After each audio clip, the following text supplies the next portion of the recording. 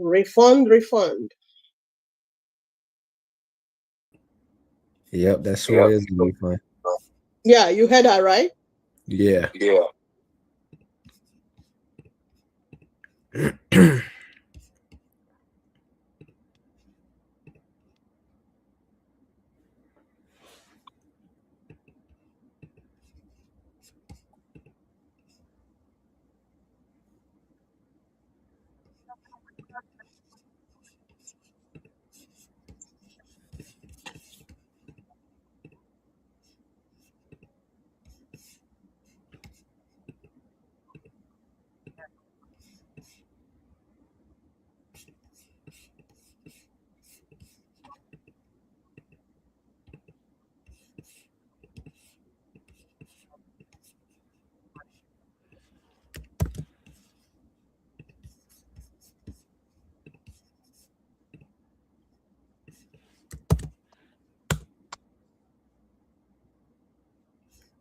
Damn.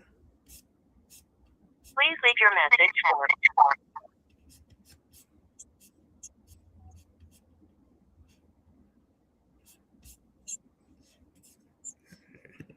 Yo, Jamil, I think I just got a decent one, but it's like a hotel type of thing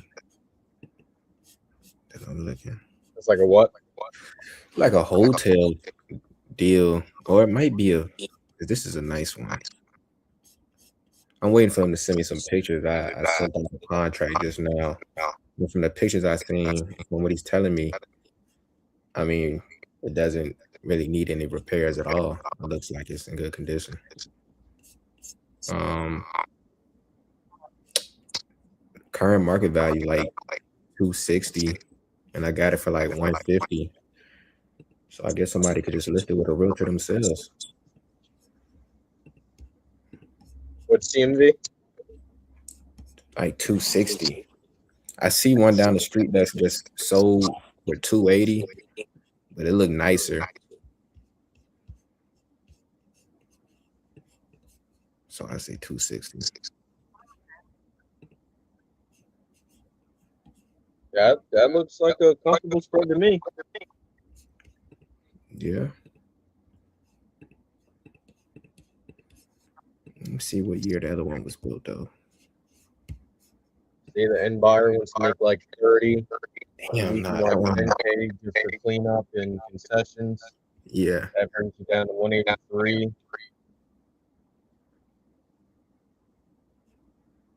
Well, the one that sold for 290 is a 2023 built. So if we're not gonna get nowhere near clear, well, we might get close, but nowhere near 290.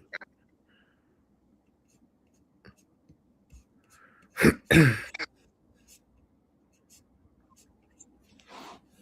leave your message for.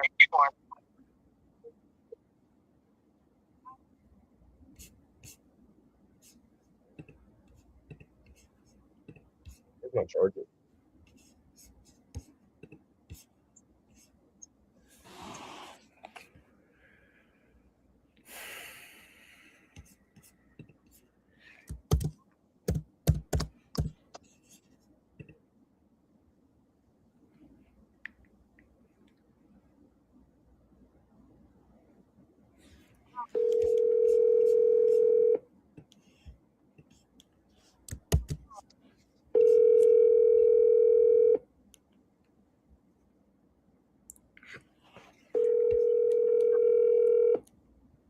Please leave your message for.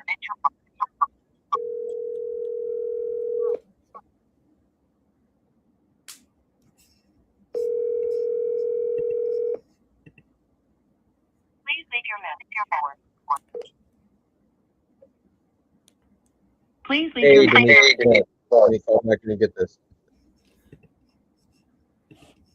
Somebody got an echo?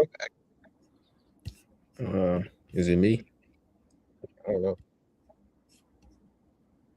Actually, I think because I can't hear it right now, I think it's just when it's my phone. I don't know. Oh, okay.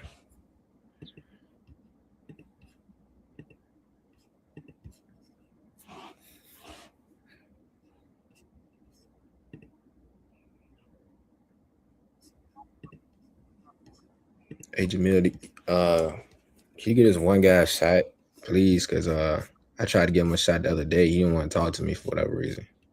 He just wanted somebody to offer. He just wants an offer.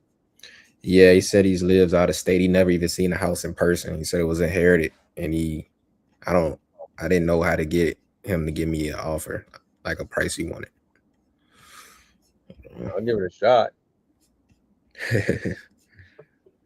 All right, let me see if I can find it for you. Read the news.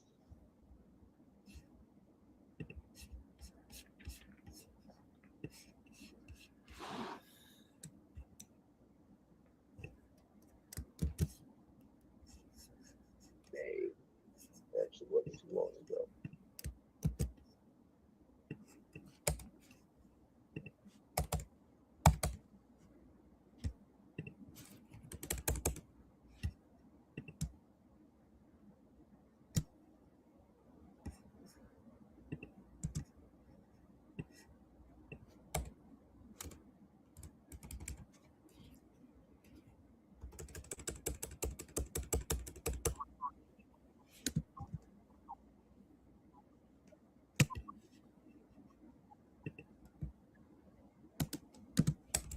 Welcome to voicemail. 6-1.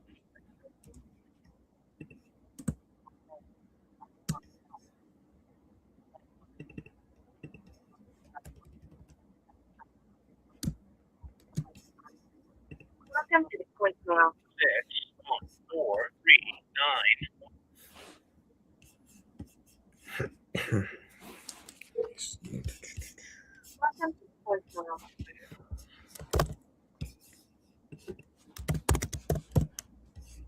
I'll give him a try right now. Okay. After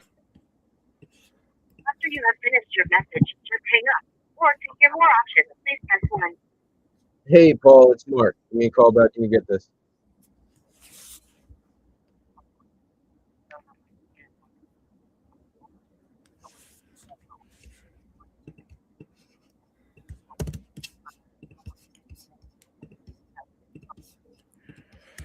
So can anyone at your convenience try this number for that property? I don't know why they are not taking my calls. So at your convenience. Hey, is Chris there? Hey, Chris, it's Mark. I was calling because I'm actually not sure. Either you filled out a form on my website or you spoke to one of my team members about selling a property over on Anita Ave. I just want to know if that was still the case. I actually didn't do either one, but you guys have been calling me like crazy. Hmm. I'm getting phone calls from 20 different agencies. Oh no, buy my house. That's weird. I don't know. It just came across my desk today. Are you selling that property though? I'm gonna try. You're gonna try? Well, try no longer.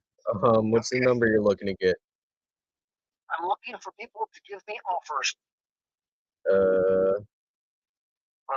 You didn't have a number in mind? That's what I get from everybody. Is we don't want to make you an offer. We want you to tell us what you want for it. Well, what I want for it is for people to make me an offer. I understand that. It's kind of just like when you go to buy a car, though. Usually there's a sticker price, you know? I've never bought a car at sticker price. I've gone into the dealership and I look at the car and I say, I'll give you $40,000 for it. And they say, okay. And I write them a check for $40,000 and have a friend drive it home for me. All right. When you go to the store, you usually get price tags on there, right? Yep. Kind of like that, no? I know. But I've done the same thing there. I've gone into stores and said, okay, you got a price tag on here, and I think that it's a little bit high. I'm willing to give you this much. And they either take it or they make me a counter offer. But all the information about the house should be on the PVA's website. I'll tell you right now, I have never seen the house. From what I understand, I inherited it. And I have no use for it. I live in suburban Cincinnati. I have no need for a house in Texas, and I just want to sell it. All right. So that's a little bit of a difficulty because usually I go check street views, stuff like that, and then I'll ask you kind of about the conditions, everything like that. The issue is street view is blocked out for some reason. It's just a big blur, and it sounds like you don't know anything about it either. I know that it's 2 bedrooms, 1 bath. I know that nobody's lived in it for the past 3 or 4 years. My understanding is that it was always taken care of, but I'm going into this just as blind as you are. You could go online to the county PVA and find out what the taxable value of it has been historically. That'd give you a starting point. I don't really go based off of that. I go based off of its current condition and kind of what's selling in the area. But being that you don't know the current condition, it kind of makes life a little bit harder. Who was occupying this property? I just said it's been vacant for the past 3 years. Before that, I meant. I assume it was one of my relatives, but I don't know. I got a letter from an attorney said that I inherited this piece of property, and all of a sudden people started calling me. Okay. All right. So you have the only tie that you got is that you inherited it. Yep, that's it. All right. So if that's the case, I don't know. It sounds like you don't really have a number in mind. I honestly don't really have one either. Where are you located? I'm in Jersey. Oh, I was going to say, why don't you just drive over there and look at it? We will eventually. We'll have to get in there and check it out and just verify that it is, it's a still standing structure. But I kind of wanted to see if we were in the ballpark to begin with. You're saying you haven't had any offers at all yet, or? No, I've had a lot of people say, well, we want to give you an offer. We just need to get this information. I said, well, so do what you got to do to get the information. But, you've got just as much chance of getting the information you want as I do. All right. So if I made you an offer here today, are you ready to move forward? If I get an offer from you, I will give the offer to my attorney and have him look at it. So you're saying you want something in? I'm telling you the same thing I'm telling everybody. I don't know what the fascination for this house is. Maybe the person that I inherited it from was some kind of a gangster, and he's got millions of dollars worth of money stashed away in there or something. I don't know, and I don't care. I just know that I have no use for it. And, if somebody wants to buy it, you called me because you want to buy it. Well, I called you because it looked like you had raised your hand, not because I wanted to buy your house. I haven't. Okay. I don't have enough information to raise my hand. All right. Well, I'll just shoot straight with you here for me to get this done. And what I'm assuming you want on a quick timeline, I'd probably be somewhere around 50,000. Okay. Have a great day. You too. Bye-bye. I'm not fucking wasting time with you. I don't get it. So if 50,000 is not what he wants, then what does he? Why did you just don't say what he wants? I don't know. He's just fishing. Yeah. He doesn't care if he sells it or not. Yeah. That's why I'm like. Motivated. Yeah. Sorry, what was that? He's not motivated. He doesn't want to sell. Yeah. It's like he has a number in his mind, but I ain't gonna lie, I kind of went back and forth with him through text after my first call because I basically told him, like, you wonder why you didn't get any offers yet. That's basically what I told him. No, the thing is, he has a price in mind and he knows the price is not right. Mm-hmm.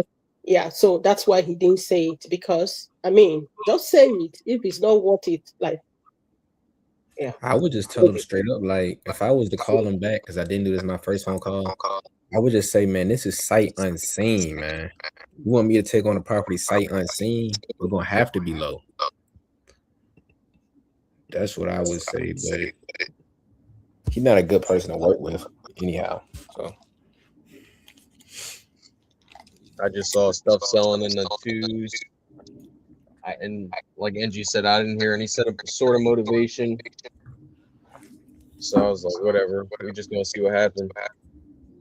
Yeah, That Julius in the evening session. Yes, sir. yeah, what's up, Julius? What's going on? I could only be on for like maybe like an hour 30. I got like some place to go to. All right, let's see what. And do you still need help with Ball Street?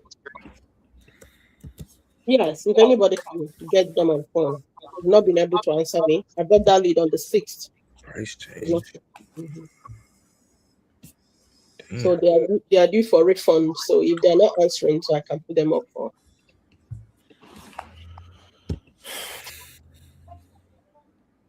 Your call cannot be connected as dialed. Please. Oh, wrong number. I feel like there's an echo coming from somewhere. Yeah, it is. Angie, I would try to play with your mic settings and see if there's some. Please leave your message for or something.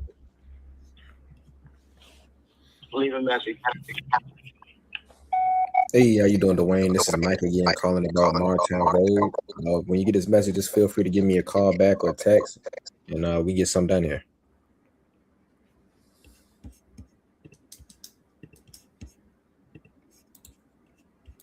Are y'all calling the fizzy leads? I ain't even get started yet. I ain't even look. I gotta sign the JV. I'll do it tonight. Hey, Cheyenne, this is Mark Watts. I was calling because it looked like you had went on my website, said you wanted to sell a property over on Ball Street. Oh, no, I'm not selling this property. Thanks, man. Alrighty, have a good one.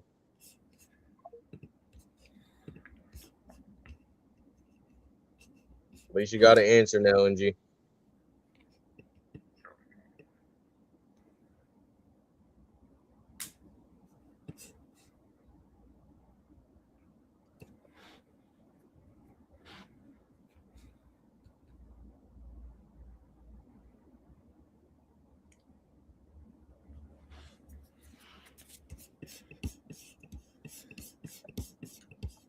Man, what in the world?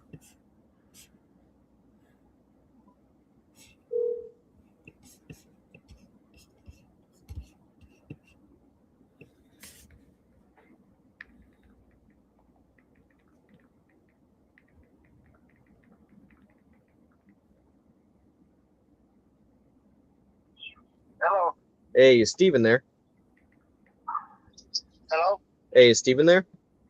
Speaking. Hey, Steven, it's Mark. I was calling you because it looked like I think you spoke one of my team members about selling a property over on Wetchell Ave. Could be. All right. Are you still selling that property? Yeah. All righty. I am still buying over there. What's the number you're looking to get?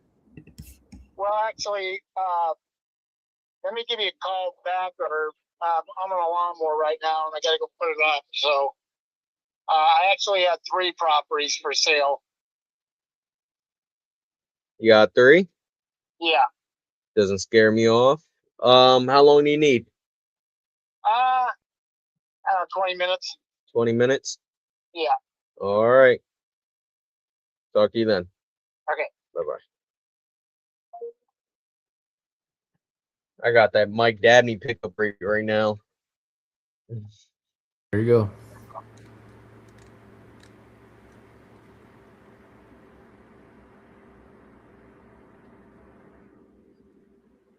Ooh. Got a couple local leads. Mike, you on mute if you're on a call? Won't even lie to you. So you gonna tear it down and rebuild? That's what I was thinking about, because it needs a complete gut. Mm-hmm. You know what I'm saying? Well, So I mean, how much? That's what I tell everybody. It needs a complete gut. So when they hear that, they run. You know what I mean? So Well, I it mean, needs a complete gut, fam. it's all right, man. We deal with properties that, fire damage properties, complete gut properties. Really doesn't matter. If you get it at the right price, man, you can always make something out of nothing. How much were you looking to get for it? Man, just a couple of dollars, fam. You know what I'm saying? I ain't trying to. I know what it's worth. Yeah, I mean, Uh-huh. the structure is excellent. Mm-hmm. I had it tuck pointed all the way around a couple years ago, about 2 years ago, 23. Exactly. But hold on for a second. No Hold on, problem. man. Yeah, I had went to the feds, man. Mm-hmm. When I left the fucking building, the roof, a roof developed, a hole developed in the roof. Mm-hmm. You know what I mean? So it just need a complete gut, Mike. You know what I mean? You could take a look at it if you want. How you Mm-hmm. doing? You know what I'm saying? But I wouldn't, because it's the house my mom and I grew up in. It's the house all my family grew up in. We didn't have the house since '68. Gotcha. You know what I'm saying? But if I do sell it, man, I don't want nothing but like $3 grand for it. Well, let's do it. Let's do $3 grand. Try to move this thing for you, man. I already know the situation. I got notes on it. I already know it's been hard to move. Yeah. But it ain't really been hard to move. I just ain't moved it. I done had 2-3 more came tried to get it, but I wasn't ready to let it go. mm-hmm. You know what I'm saying? It had a little sentimental value. You know what I mean? Gotcha. So I wasn't even trying to move it, man. Motherfuckers had called me. You know, I drive trucks, man. So, but if I do, and you sound like a good brother, I'd let it go for $3 grand for you, man. Well, I appreciate that, man. Being transparent with you. I stay in Virginia, live in Virginia. I'm a wholesaler. You know what that is? Yeah. So what I'm going to do is I'm going to move this thing for you. If you give me about 2.5 to 3 weeks, if that sounds like something you're interested in. That's cool. Then I ain't got nothing but time, fam. I won't do nothing but work. I feel you on that, Steve. So what I can do here for you, I mean, you probably been through this rodeo, but I'm going to draft up my little purchase agreement. It's a 2-pager. Send it over to you so I can get to work on this on Monday. Okay, Steve. Nice talking to you, man. If you got any questions, man, just call me back. Okay. All right. Oh shit. You gotta look at your contract. Wait, this looks like Julius's contract. Hey, Dolores, it's Mark Watts calling you. I was calling because it looked like you had spoken to my team members about selling your property over on North Ave. I don't know who it was. All right. Well, they're just a cold caller. All they do is call and verify you're looking to sell, which it sounds like you are. All right. Yes. So I am still buying out in the area. What's the number you were looking to get for it? It's open.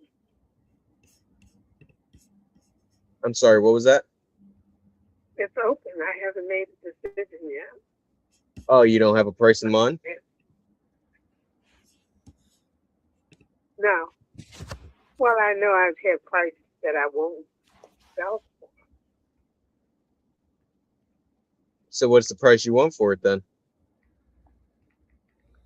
Name something and I'll say yes or no.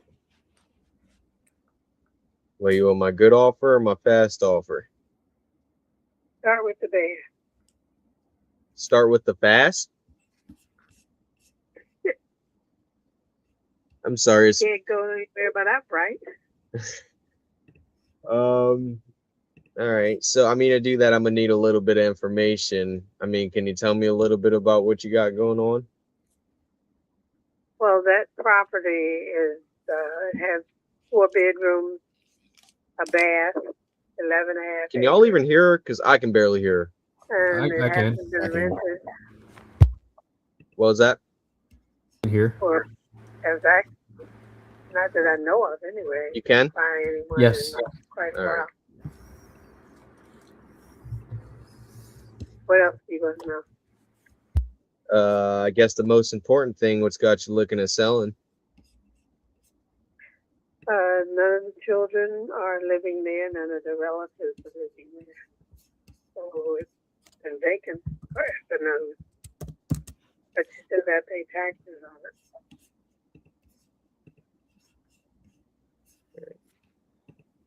it. Dolores, your audio is pretty low. Are you like far away from the phone or something of that sort?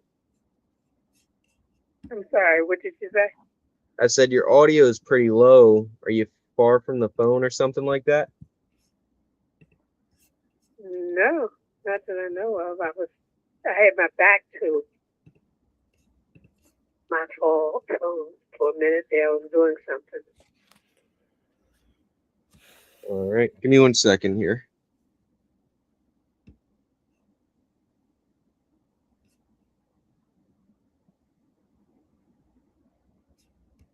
All right, let's see if that's a little bit better. All right. So what was that you said? Your kids are no longer near there, and you got a sibling or something like that in there? No. I said that you asked me why are we selling it, and I said no one's living there. None of the children, none of them are living there. So no point in continuing to keep it. Ah. Okay. How long has it been vacant like that? I don't know, about 10 years, 5 years, 10 years. Oh, jeez. It's been a while. All right. So it's been a while since, how did you come across this property? I grew up there.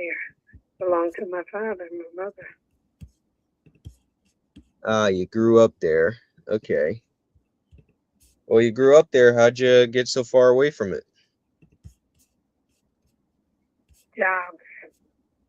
Jobs? Right. Yeah. Looking for jobs. I don't know if you know. Are you familiar with that area? Port Norris? Yes. I'm probably 45 minutes to an hour away. I'm right outside of Atlantic City. Okay. So then, if you know that there's no work really in Port Norris. That is true. Pretty much just a prison. All right. So you left there to find some work. It's been vacant for 5 to 10 years. I'm looking at it on Street View. It looks like it's boarded up. I mean,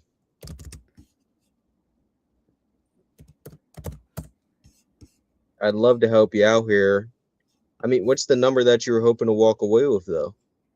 I haven't really done my homework on to find out what houses in that area are going for. Okay. So if I set a number, how would you know if it'd be the right one for you?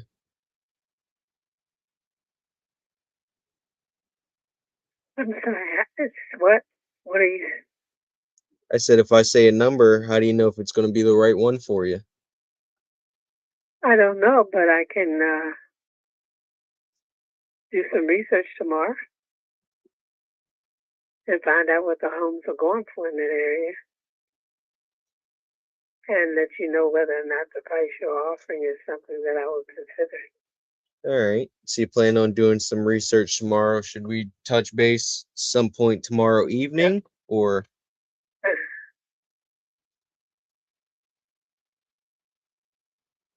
I said if you made an offer, and I didn't say yes or no, but I would do some research on it tomorrow. I mean, I can make an offer. I just want to make sure that if I do, you'd be prepared to know if it's a yes or a no. I'm fine either way. I just don't want to be in limbo. Right. Okay. All right. So give me a call tomorrow. All righty. What time works for you? And if I've had time, I had a chance and opportunity to do some research in the area talk to those folks maybe that recently sold or bought. Okay. What time works for you? I can't give you a time. I really don't know. They're talking about the weather and everything. It's hard to say. I wouldn't want you to hold me to it. All right. All right. I'll shoot you a call sometime around this time tomorrow evening then. And we'll see if we can make something happen, a win-win situation. Why would you want to buy for that area? I'd buy it. Real estate? Yes. So I plan on either fixing it up and possibly renting it out, or more likely than not, selling it again. And as far as why I'd buy in that area, because I buy everywhere. Not even just New Jersey. Okay. But yeah, I'll follow up with you tomorrow evening, and we'll see if we can make something happen. Okay. All righty, Dolores. Have a good one. You too. Bye bye.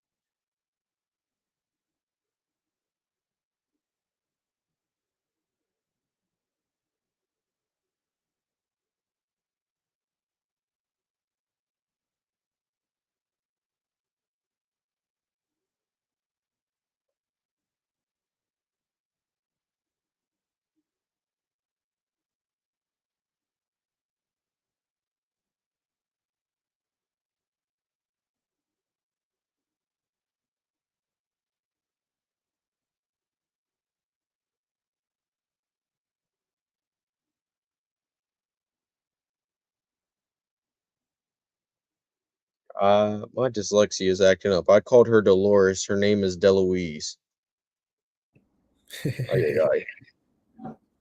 She probably used to it.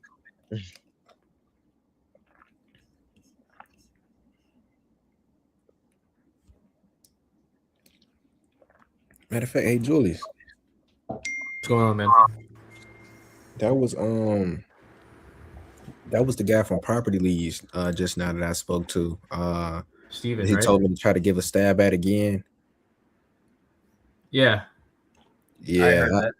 Oh, okay. Yeah, I was like, you're gonna look at your contract and be like, hey, it looks like Julius's contract. Yeah, I ain't want to come at him too hard, but I ain't want to have like, I mean, we already know. I mean, that thing, the current situation with it. I mean, yeah, like, dude, it's a teardown, not just a gut job. It's completely demolished. The way I see it, though, they JV Portal might not they might not like it very much, but I have another guy who might be up for the challenge. Did you tell me you're wholesaling it? Yeah. Okay. Well, that's good as long as you said it. But hey, man, he was saying he let it go for like a couple dollars. Yeah, I know. He said 3,000. I got him at 3, but if I got a buyer at 3, I know he'll probably take like 15 for it or 1,000. Seems like so. Okay. Dude, yeah. David, I am unable. Is that the one that Julius, you locked up before? Yeah, and terminated. Yeah, it is cooked, man. I seen the pictures. Yeah.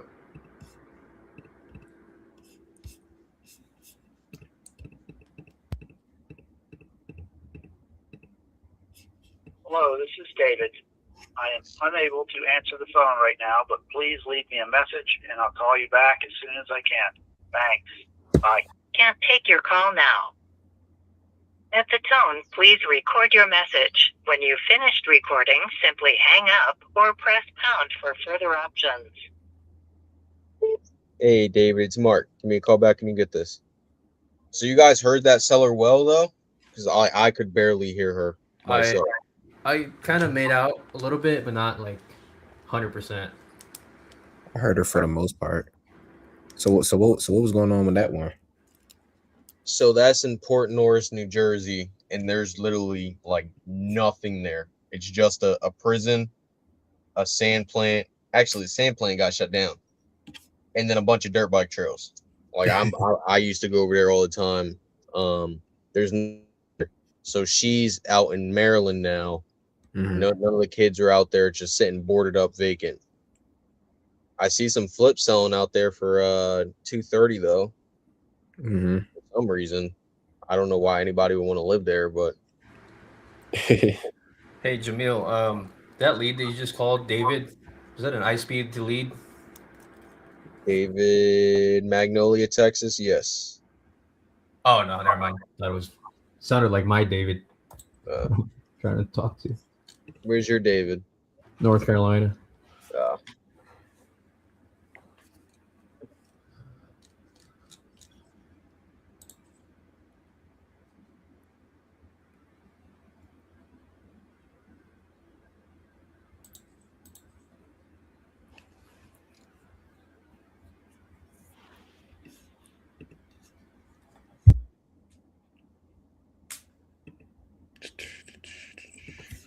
Oi.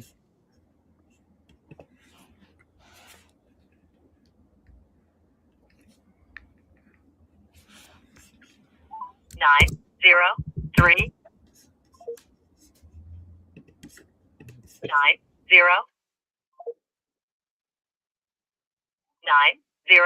90375212227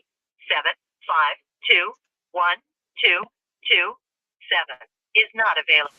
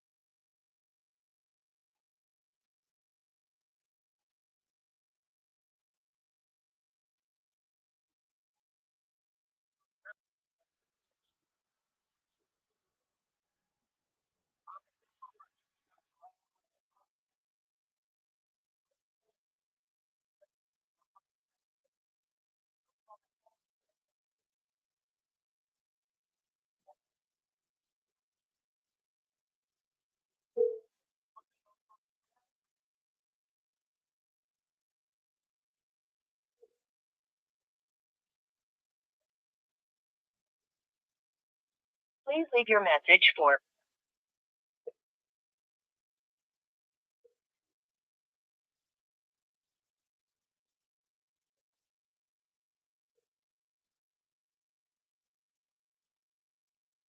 Please leave your message for This is John. Leave a message. Sorry, mailbox is full. People need to clear out their mailboxes. Come on.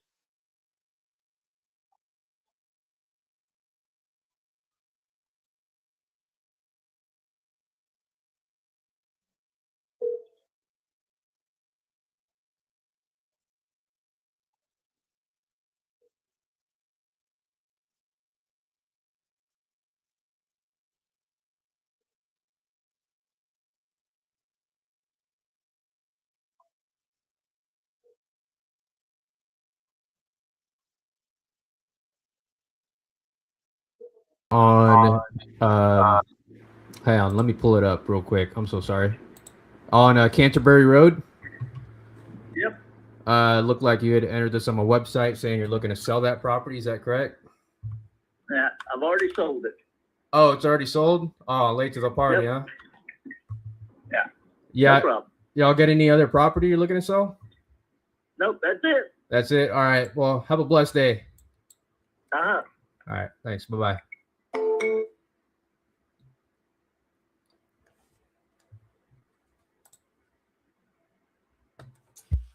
I like the hat, Chris. Appreciate it, bro.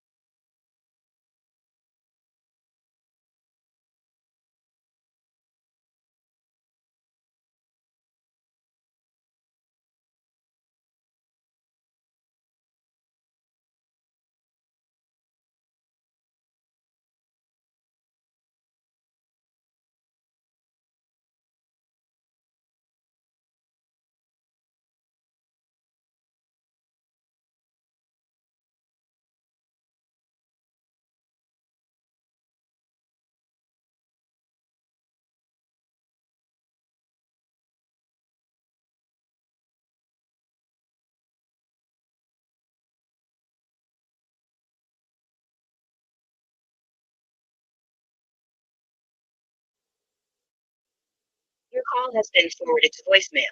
The person you're trying to reach is not available. At the tone, please record your message. When you have finished recording, you may hang up. Hey, Julie, it's Mark. Give me a call back.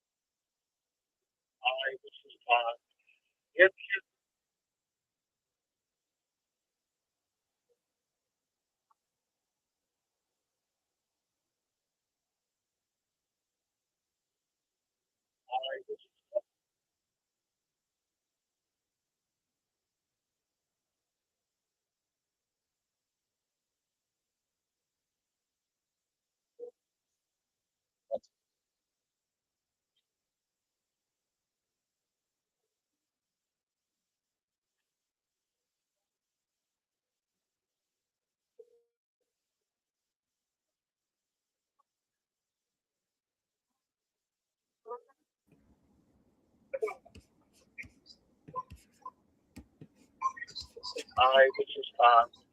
If you win your game,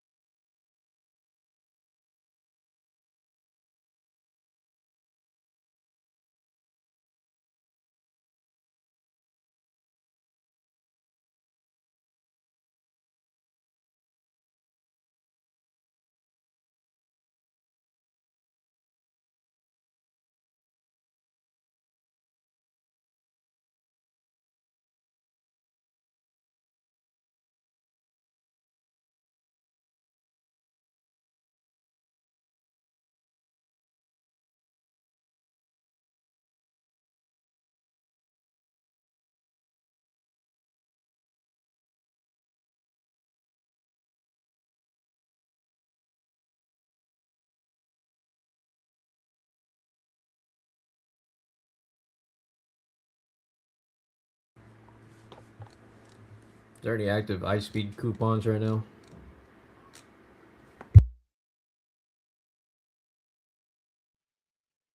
Loyal 85. Say again? Loyal 85. Oh, okay. Thank you.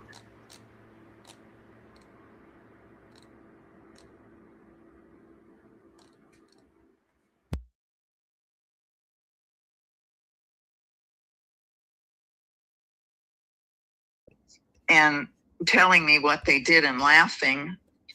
I don't know what they were on drugs. I don't know what. I was afraid to go over there because they were so weird. Wow. And I'll have to go over there and look at it. And I have a friend that's in real estate. Maybe I can get her to look at it. Mm-hmm. So why don't you give me another week or so that I can get over there and look at it and get a handle. If I can't get the lake done by selling the house, then I'm not going to sell it. Okay. And you don't have an estimate on how much that'll cost you? Well, I have to. The house is built, but it doesn't have plumbing, electricity, air conditioning. So I have to get all of that done. Mm-hmm. And it's just framed in. It's framed in and closed in as windows and doors, but it's other than that, it's just a shell. So I need to figure out what I need to get it done, and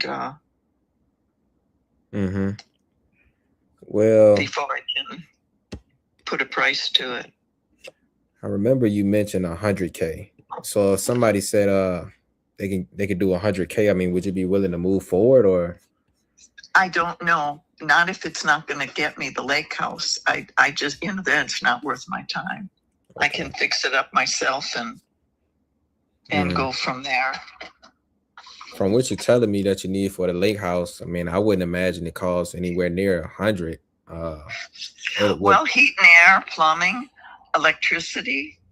I mean, it's just framed in.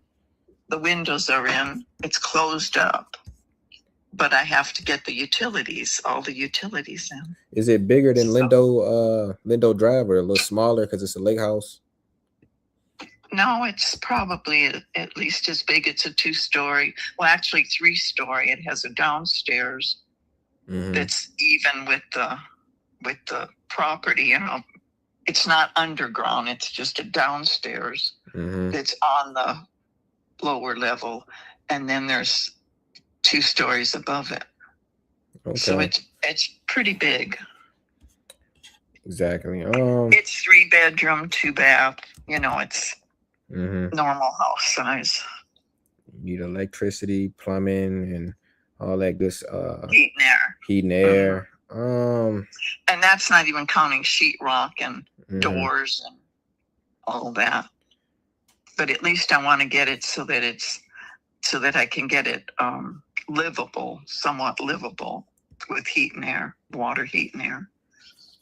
And you're saying that if you can't get enough for Lindo Drive to fix up the lake house, then you're going to fix up Lindo Drive yourself. Yeah. And then either rent it and use the rent money toward the lake house, or but then you wouldn't have any money to put towards the lake house because you use all your money fixing up Lindo Drive, and then it takes you a while to recoup that money through rent. Yeah. So I've waited a while already, so it's not like I can't wait longer. Well, you sound like a sweet lady. I want to get you. I want you to get you started on this lake house. That's probably the right move, is selling Lindo Drive. So I know you said in about a week, if you could find out how much you need in your pocket, and you can work with me with the numbers as well, because my guys are going to have to go in here and fix it all up. So if you can find Now, do you do that yourself, or do you have contractors come in and do it? No, ma'am. So normally we have contractors that go in and do all the work. I wish I could do it myself. Save some money that way. But contractors come in and do it. But I know if you were to go in here and fix this thing up and rent it out, it'd take you a lot longer to fix up that lake house. Yeah, I know that. But so I'm not in a big rush. So okay, well, I'll talk to my husband about going over there. Maybe I can take some pictures. I just don't know. I have not been over the neighbors. There were some druggy neighbors, and they were going in and I guess trying to get more money for drugs. And they call me laughing and telling me what they did to it. And I was afraid to go over there because they sounded like, I don't know. Exactly. That's no fun. They fun. sounded scary. And and then I guess finally they got kicked out of their house that they were renting or whatever. And they were gone. Yeah. How much you think that we can get for rent for Lindo Drive if we turned it into a rental? You're asking me at the wrong time. I would guess we have a house. My husband has a house in Wills Point that we're working on right now. And I think he was getting $1,400 a month for it. Okay. It's a 3-bedroom, 2-bath, a ranch house. 3-2. Nothing, big breakfast room, kitchen, small kitchen, living room, 2 baths. Just a pretty, straightforward house. Wow. And I know he's going to ask more than that when he re-rents it. We're working on painting and redoing everything. Exactly. So I can tell you this, Miss Linda. I want to get something done here. I want you to get your lake house done. If you could do that anytime, I guess next week, get some pictures and go over there and walk it for me. I'd love to get something done here for you, Miss Linda. Okay. Well, I'll talk to my husband about going over there and try to get some pictures that I can send you. Okay. Thanks so much. Well, you have a great rest of your day, and just wake up. Sorry, I'm so iffy, but I just have a lot going on right now where I'm sitting in the car in the driveway. My husband went in. We just came home from getting some chores done and some shopping done. So yeah, I don't blame you. But no, that's totally fine. Yeah, I'm in Dallas, so the car's heating up. And also, I don't want you to I don't know it's hot out there. Also, I don't want you to agree to a price where that's not the amount of money you need to fix up your lake house. So I want to be fair to you as well. Okay. Well, you take care. Give me about a week and I'll go talk to my husband now. He's already in the house. He didn't want to sit in the car with me. So you take care. Okay, you too. Bye-bye. Bye-bye. Hi. If you record your name and reason for calling, I'll see if this person is available.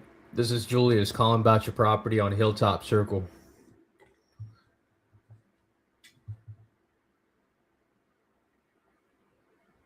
Thanks, Julius. Please stay on the line.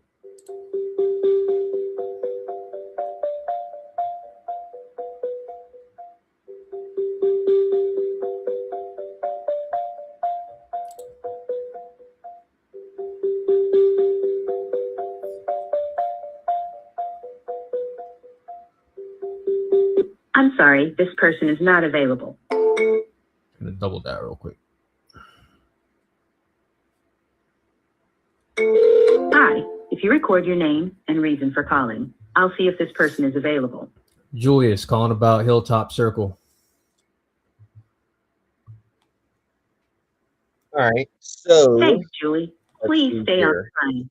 All right. So these are rent ready and everything. Oh, I'm sorry. I accidentally had you muted. I had to go do something. Sat back down. Didn't realize I had you muted. All right. So they're rent ready. Your daughters are brokers and everything like that. Was there a reason why you didn't want to just list it with them? Well, I haven't. We haven't even got that far. One's in the Lake of the Ozarks, and the other one, by the time I list it, I mean, I'd rather just. I'm moving to the Lake of the Ozarks, so I'm just doing a get out of Denver, baby. Okay. All right. And then I can. I mean, if I worked on it more, I would just list it, obviously, because it comps out at like 170 to 180. It's probably needing, it's the roof's old, but it doesn't leak. So I imagine in a year or two, it probably needs a new roof. I got a new furnace in it and air conditioner, and I put new flooring in Wachtell. But the more I do to it, obviously, the more it's going to go up. So yeah, do me a favor and just stop working on it. No, I'm playing. So one you said is in the Ozarks. The other one,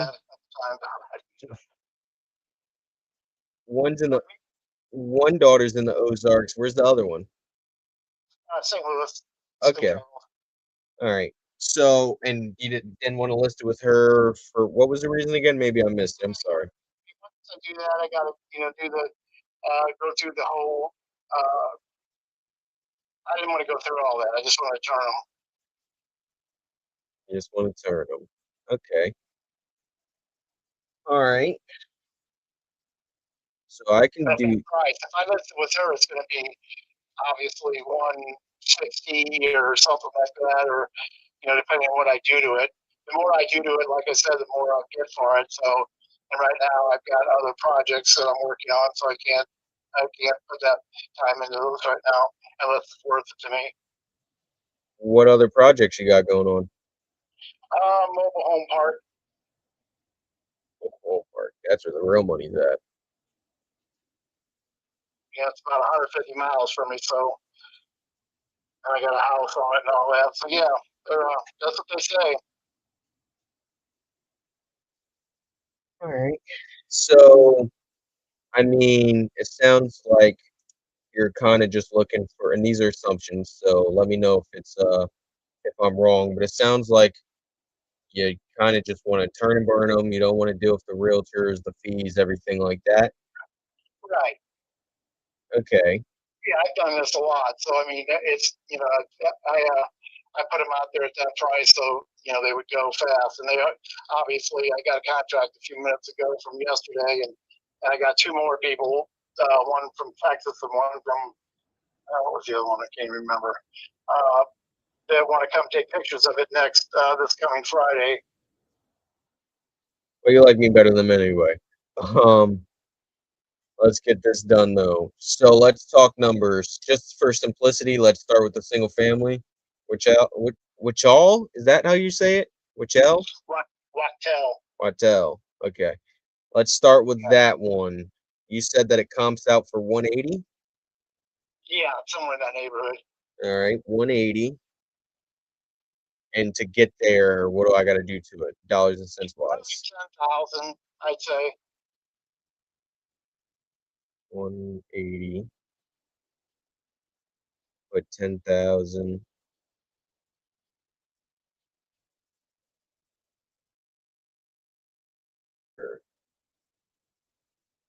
And then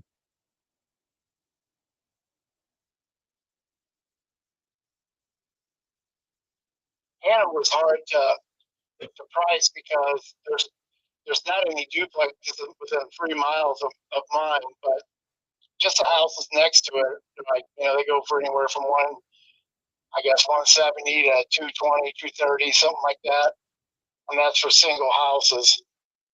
And so we're looking at like 250 to start with, but that's why I'm discounting them down to what is it, 80 and 130 or something like that. So I come out to 310. all right. So, and then you're saying that one will hopefully sell for somewhere around 250. To get there though, what do dollars and cents wise again? I'm selling for 250. I'm selling for 180. No, I'm saying but you're saying it should sell on the back end for like 250? Or more than that. I mean, they don't have it listed right, so it's hard to, I think I saw the Zillow and Realtor.com. They got one says 300, the other one says 250, but they don't have it. They don't have them as a duplex. They're in two separate homes. So the price I'm selling for, basically, you get one, buy one, get one free. All right. And then dollars and cents wise again for that duplex. What am I doing? It depends on what you're doing. I guess obviously you'd rent it, I guess. But one's got a tenant until September, and the other ones, I mean, if you go to apartments.com, it's got the pictures in it. It's not, I did the bathrooms and I've got a new furnace in it. It'll eventually need a roof also. So I'd say probably another 10,000 into those. I might need I can rent them tomorrow. So as far as that goes. All right. Now I might need your contractor if you're saying I can get a roof and a furnace done for 10,000. No, I got a new furnace. Oh, okay. So you're just saying it'll need a roof soon then? Yeah, I mean that's what but they were architecturals, but I don't know when the last time. I think I've had it for 13 or 14 years, so I'm probably another 5 years. You're gonna need a new roof. All right. Now, how tight are you on that 310 number? Well, I just got a contract for 300. I haven't read yet. So what do you think? Well, my competition sucks. I don't really care what they have to say. I want to know what you have to say. Well, I'm at 310. So where are you at? Not entirely sure yet. I'll be honest with you though. I would like that 300 a lot more than 310. I won't lie to you. I'm sure you would. I got 310 more than the 3. So there we are. But it depends on terms and stuff. How fast? So I'll just walk you through what it would look like if we did work together. So if we did come to an agreement on price, I'd send you over a really simple 2-page agreement. Says you're the buyer or you're the seller, I'm the buyer, address, price, etc.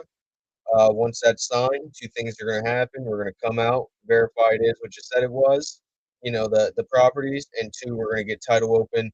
You're an investor. You already know how that goes. That's to protect you as the seller and me as the buyer.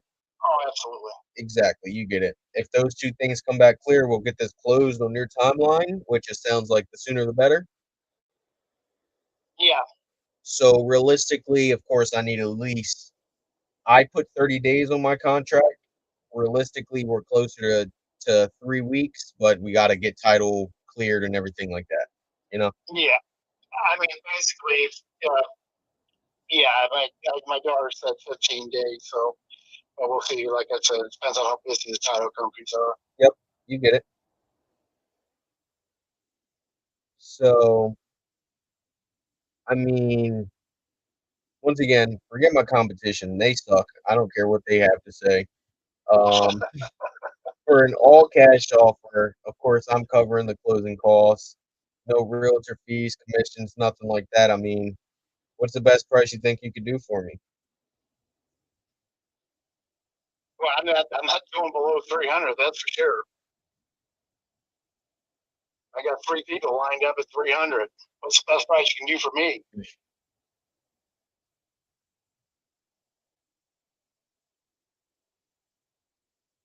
$300, huh? Okay. So I believe I can make the 300 work from the numbers that I'm saying, assuming it truly is just the 20K between the 2 houses and work. Obviously, like I said, if I go in there, I can see the pictures of the Hanover, but if I go in there and the kitchen's flooded, there's a tree through the ceiling, something crazy, tree through the roof, then we're gonna have to re-talk about numbers. But for what I'm seeing, the 300 looks like it would work for me. So you said that your next steps were what? As far as what, looking at the contract I just got, and you send one over, compare them, and see who's more trustworthy. Now, I don't have a problem with sending over something in writing. The thing that worries me, and I'm not saying you're going to do this, but once multiple contracts get sent over, I already know you got one, I got another one, you got a third guy, you said it's calling you and everything like that. That's when people start getting shopped around. And I'm sure if you were in my position, you wouldn't like getting shopped around. Well, no, I mean, I don't like getting hoarded out either. I understand that part, but and I hadn't really intended to do that. So I'm 3, so whoever's got the the terms the best, and we'll go from there. So how do you think I could beat them out?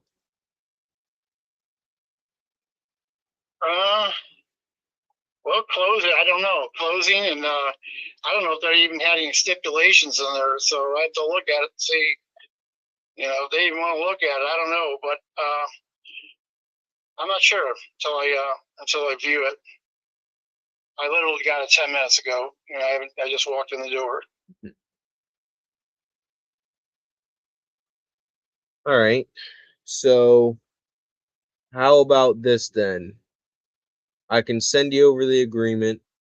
We go over it real quick. If you like the way it reads, you like the date. Well, once again, we're doing a 30-day close on or before. But you like the way it reads, everything like that, we move forward. If not, then I'll just, we both go our separate ways, part as friends. Sure. But when you send it over to me, I have to have time. I want to send it to my daughter, so they'd kill me if I didn't do that. That's totally understandable. I 100% hear you. This is not a small amount of money we're talking about here. How about this then? When would you be able to reach out to your daughter, and maybe all three of us can just jump on a call real quick and go over it?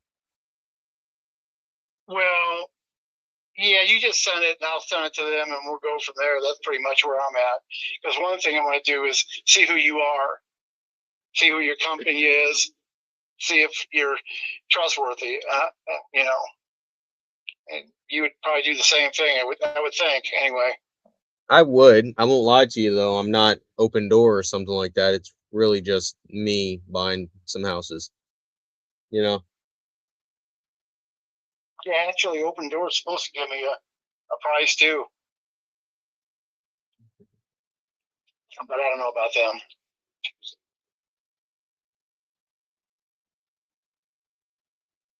I don't want to send this contract. What do y'all think?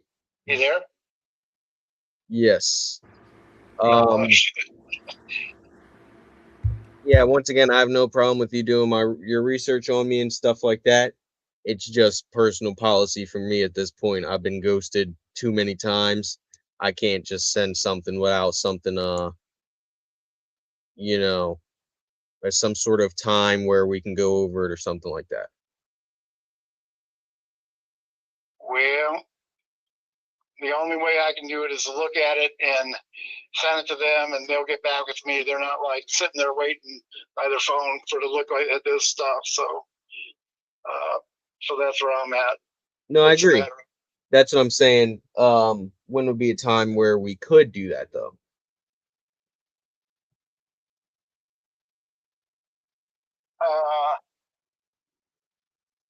Hell, I don't know. I just got here. I haven't even figured it out yet. But I got to call them and see if they're even home or what's going on with them, or at least one of them. But I can call you back or something if I get a hold of them or whatever. All right. Yes, I'm here. Yeah, okay. So what we'll do then is I'll give you. Even Sam, the other guy, he's trying to rush me along too. He's actually trying to call me right now. No, I don't want to rush you or anything like that. Once again, I have no problem with you going over it and everything like that. I just want to go over it and then you say I don't like it or I like it. I just don't like maybes. Maybes is where stuff goes to die, you know? Yeah. I'd rather just call it a day or we move forward. Sure, I understand. I don't want to waste your time. You don't want to waste mine. How would y'all handle this? I don't know what to do. Yeah, just send it, man. That's it. I think. Well, let me look at this other guy's over, and I'll see what that says, and go from there, I guess. Send it.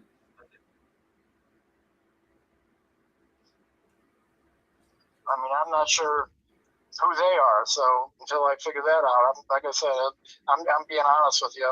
You know, in most cases I wouldn't say anything, but.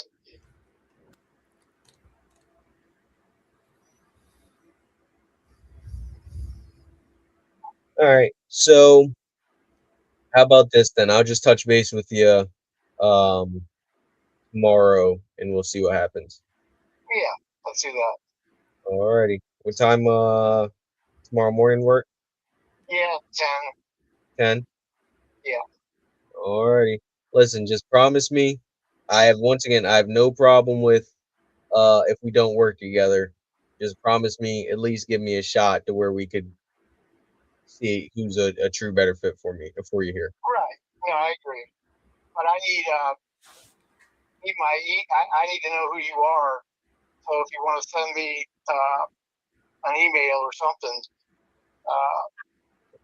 just to make sure that you are who you are. All right. So what do you want that to say? All right, company name basically, or text to me. I don't care. Yeah, I can just text you over my LLC name, and my name. Yeah, that's fine. All right. So once again, we'll touch base tomorrow, 10 a.m. No problem if we don't work together, but you're going to at least give me a shot. That's what I'm hearing? Yeah, I'll do it. All right. So I'll text you over now my name and my email, and we'll go over it. All right, sounds good. Call me at 10. All righty. Have a good night. Thank you. Bye-bye. If I send that, there's no way in hell he's signing mine. I don't see it happening. You think so? I don't foresee him signing it. Because he's already said I gotta go talk to my daughters, and some other stuff. Like he's got to send it to his daughters and everything like that. Yeah. So then I'm supposed to go to Cornell University Hospital in New York City for a second opinion. So I'll need the money for all that. Hotels, cars, travel services, lodging, food. Okay.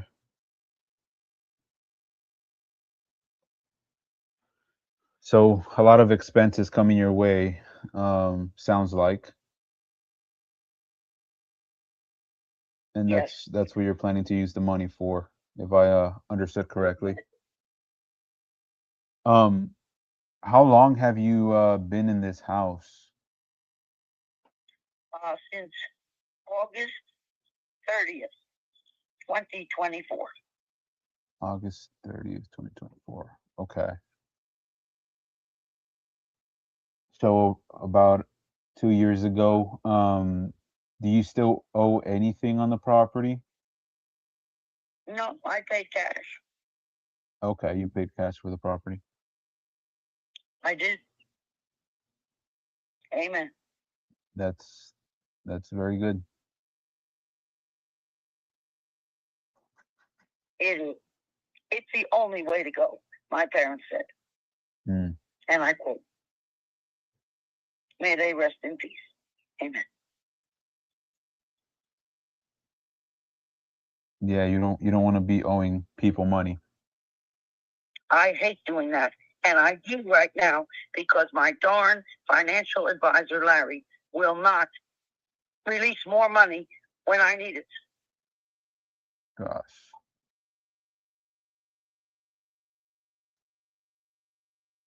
So Larry's stopping you from spending more money.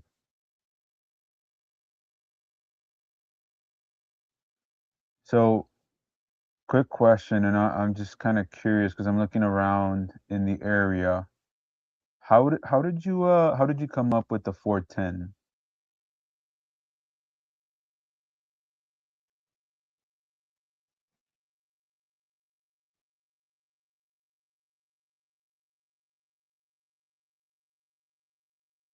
Miss Carol, can you hear me?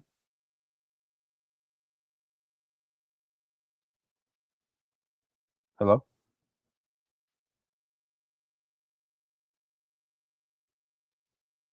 Miss Carol? Gosh.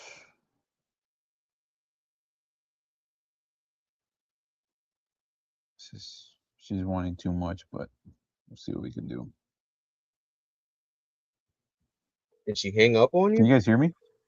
Yeah. Yeah. I think we lost signal. Let's call her back. Can you hear her okay though? Yeah. Okay, perfect. You see she bought it 2 years ago? Yeah, but she paid cash for it. Really? It's a nice house. I'm sorry. You can't leave a message because the person you call. Gosh. She's an old lady going through cancer, and she's saying that she's got very little time left. So she's needing the money for Welcome to the expenses with treatment and all that. But I haven't gotten to how she came up with that number and why she's not listing it.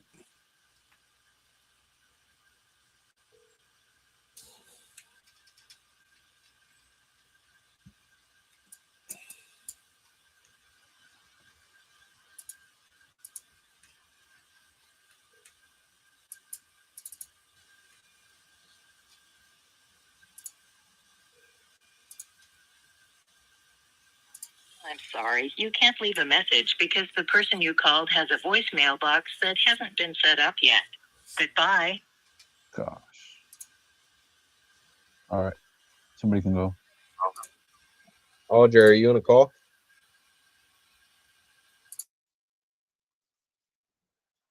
What would you have done on that call that I had? The one you were just on just now. The Yeah, guy where the wants dude had another contract. How much did he want? For single 300,000. family in a duplex, he wanted 310. ARV was 430. He's saying only 20K in repairs between the two. But he would take 300. He said, I won't take less than 300. So with a 10K wholesale fee, that would leave 63,000 in profit for a buyer. Why 10K wholesale fee? Because I got about 98 days or 88 days to make 100K, and it looks like I might have to do a little bit more volume. He won't take less than that because he already has one in writing there. He said it wants 20K of work. Yeah, he Jamil, said did he 20K say why? work between the two. I'm sorry. Did he say why he didn't take the 300 or why he hasn't looked at it? I had called him. Well, he was on a lawnmower, so he said, "Call me back in 20 minutes." I called him back, and he's like, "I just walked in the house, and somebody had just sent me an agreement. I was about to go over it."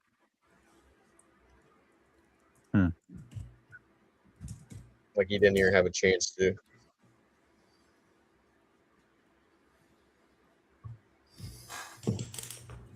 We got a full house. At the end there, when you explain that you don't like sending out contracts and the whole thing like that without going over it and getting ghosted, I wouldn't have done that. What I would have done, I'd be like, okay, when do you think you can speak to your daughter or your niece or whoever she needs to speak to? He said he doesn't know. And I'll be like, okay, I'll send it over. Just leave it at that. Let him chase you.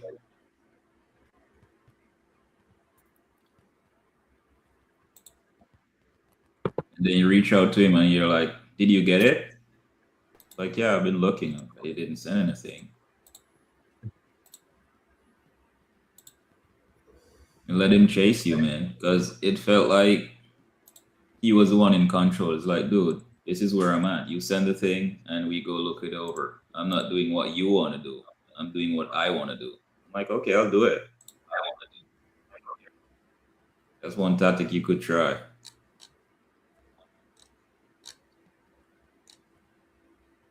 Because, for me, a lot of objection is created at the point where the contract is sent. And that is something that I actually just identified. Objections are born right there. Okay, we're going to have an attorney look it over. We're going to go look it over, have this person and that person, all kind of person review it. So you don't get the chance. Some of the time we have them open the contract and have them read through it. And then they don't want to read through it. We should be the one reading through it and going through it and have them and direct them to the point where they need to sign, get it signed and get it moving. But we have them go through it and they don't want to read it. Oh, I'm going to get my attorney to read it, or I'm going to get somebody else to read it. You know what I mean?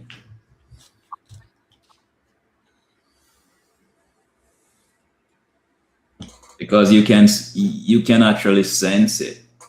If you had sent that contract right there, what do you think would have happened? You think it would have gotten signed and returned back to you? I would have never heard from that dude again. He would have waited for offer 3. I sensed it, like right there. I got 2 offers at 300. I want 310, something, something, something, or he's gonna up his price.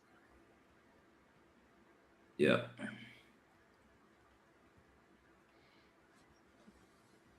So that's something Jay actually told me about the other day, because I was losing a lot of my, or I was getting a lot of objection after I sent the contracts. The attorney objection.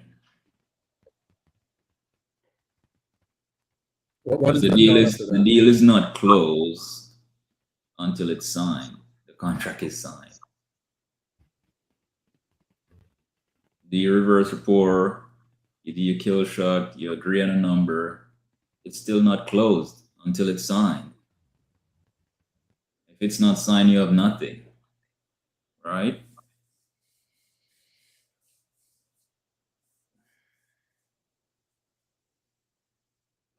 So yeah, So I'm still not completely understanding what you would have done. You're saying you would have said, "Yeah, I'm gonna send it," not actually send it.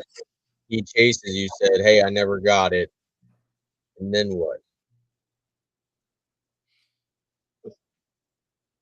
what you do now, he's gonna come back and ask you for it. And you're gonna force him to like look for it, right? So when he's there looking around, you're like, did you get it? He's there looking, and you're like, okay, then you send it. And then you're like, okay, that link that you got, can you just click on it and see if it works? Right? And a guy like this, my expiration wouldn't even be 24 hours. It's same day. I'm not playing that game with this guy. Same day. A contract is sent on June 12th. If you don't sign it on June 12th, it expires because he's playing games. And I start going through it. When he opens it, I start going through it. You know, and if he's like, oh, wait, this, that, or he tried to read it, then you're like, are you reading through it? Then you start reading, not reading, but reading the headings, like the access and inspection and stuff like that. You're like, this is what this means, this is what that means. Scroll down to the bottom, or you seeking the signature area, sign there.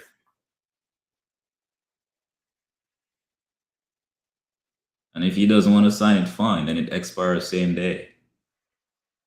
He's playing games, man. Because if any other way, I don't think he will sign it. And that's the thing with these guys. He has other people sending him offers, and all he's doing is just shopping your offer. You don't want to be shopped, you want to be picked.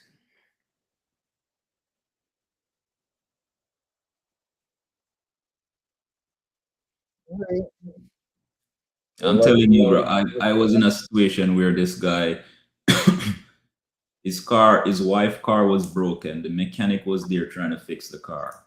I was an auto mechanic. I learned a trade, right? And I helped the other mechanic got the car fixed, identified that it was the injector module that was bad. They have swapped out a bunch of stuff. This car has been dead for like days, stressing out the guy.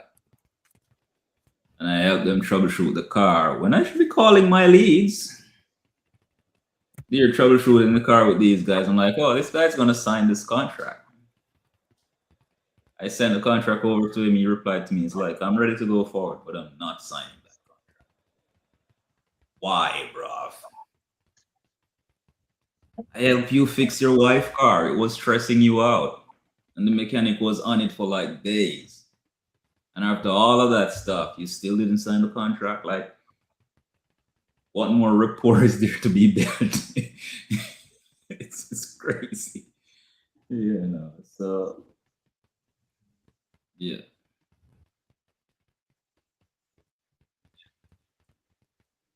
So I shouldn't have sent it. Well, I'll give that a try next time, but now I'm following up with him. Yeah, I'm following up with him tomorrow morning.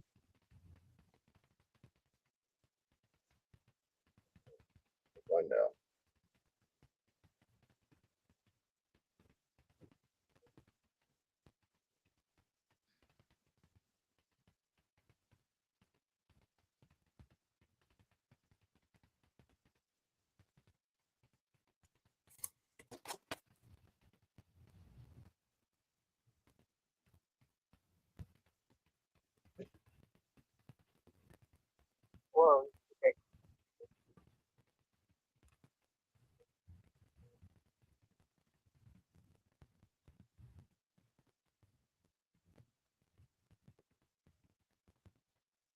what do you do when a lead says stop? Do you stop calling them or text? Well, Hey, is David there? this is David. Hey, David, it's Mark Watts calling. Looks like you spoke with my team about selling your property over on Turtle Creek Way.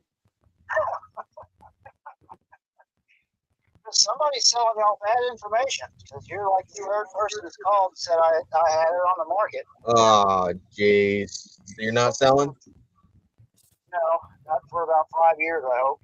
Ah, why 5 years? That's why it's time to get rid of it right now and need the income. Need the income? What's it, a rental property? Yep. Ah, Which property are you calling on, by the way? let's see. It is 186. Hey, yes, I do. I had it on the market about 3 years ago, and that's just because the tax office had it assessed way too high. So I put it on the market at a little bit above market value, but still way less than what they had it at. So I don't know. That was about 3 years ago, though. All right. Yeah, the notes that I had gotten, I'm hoping that somebody didn't give me old notes or something like that. But it said the homeowner has a rented property that was previously listed, is now off market, owned free and clear, and has been held for about 20 years. He said the house needs significant work, with the rest needing to be gutted and redone. Pretty much it. Well, the tenant actually gutted one bathroom, and I repaired the other bathroom. So it's not completely gutted, but the kitchen is horrendous. They pretty much destroyed it. But that was what it was 3 years ago. All right, so that's no longer the case. Correct. All right, well, I'll take you off my list. I got a feeling you'll hear from probably about 10 other people. Well, like I say, somebody's giving this information out because you're the third person who's calling me today. So I've had it on the market. All right, well, if anything, what about those other properties? Are you selling those anytime soon, or? No, I want the income. I'm retired, and I don't trust Social Security all that much. So right now, I like the income, and I can still handle taking care of them. All right. You got my number if anything changes. All righty, thank you. Thank you. Bye-bye. Bye. I'm gonna call my David. Let's see. I think he's gonna answer.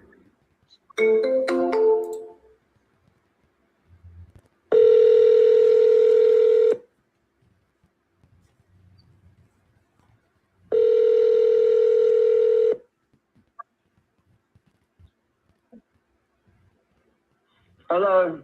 Hey, David. This is Julius. How are you? All right. Yeah. I was calling you again about your property on High House Road. Yeah. Looks like you entered it on my website saying you're looking to sell that property. Is that correct? Yeah. That's right. All right. How much are we looking to get for it? It's appraised at 440. All right. It's appraised at 440, but is that your asking price?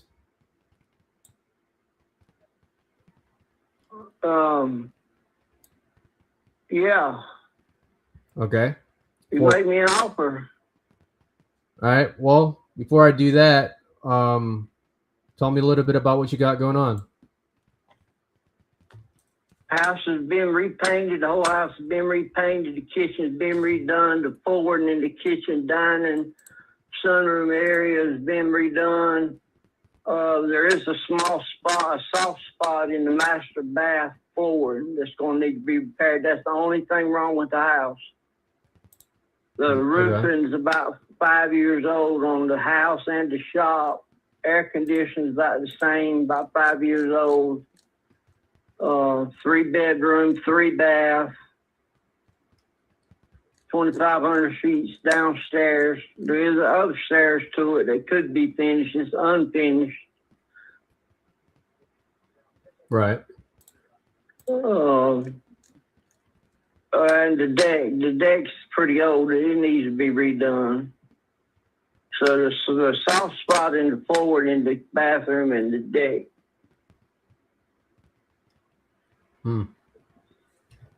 What's got you looking to sell? What? What's got you looking to sell? Divorce. Hey, I don't know whether to feel sorry for you on that one or celebrate. Just celebrate, man. Oh, hell yeah. Congratulations. But so is it just you on the title, or is it you and the ex? No, it's me and her both on the house. All right, and y'all agree to sell it if we ever come to a price? Okay. Yeah. All right. I'm actually curious, what's stopping you from listing this thing with a realtor? I've got a realtor on the string. I just haven't signed the papers with it yet. Say again, you signed the papers with them? I just haven't signed the papers with them yet. Okay, but they're ready to go. They're ready to go. Okay. Well, yeah, I mean, the house doesn't look like it needs too much work. I mean, I'm a cash offer investor. I'm the kind of guy that would want to come in there and fix everything up. So for me to get a profit, and doesn't look like that's the case with this house. So I don't think we're the right fit. So yeah, best of luck to you. All right, then. Have a good one. Hey, you too. God bless. Bye. Bye.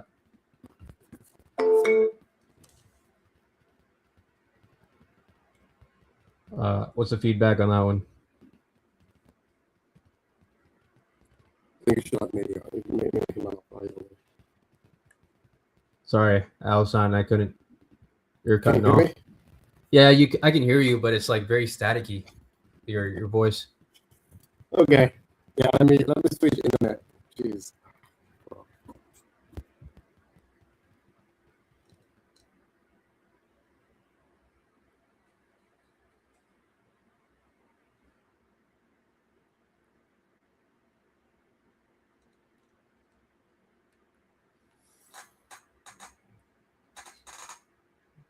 I saw your property on 3rd Street.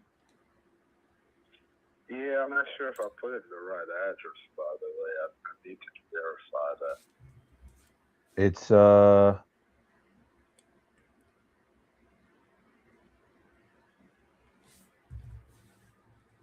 that's the one? Yeah. Okay, perfect.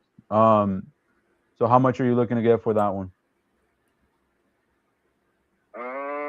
It's valued at 80, so I'm interested to see how much someone will offer for it. So you're looking at somewhere in the number of 80,000. Okay. No, that's the value it is right now. I'm looking to see how much someone will offer. Of course, I'm not trying to give it away for 5,000. Mm-hmm. Okay, so you got some wiggle room to play with. Are you currently living in this property or renting it? What's the situation with it? It was being rented. I have a tenant out. Nothing with it right now. I don't live there. I'm commuting back and forth to keep up with the grass and stuff like that. So I don't know. Okay.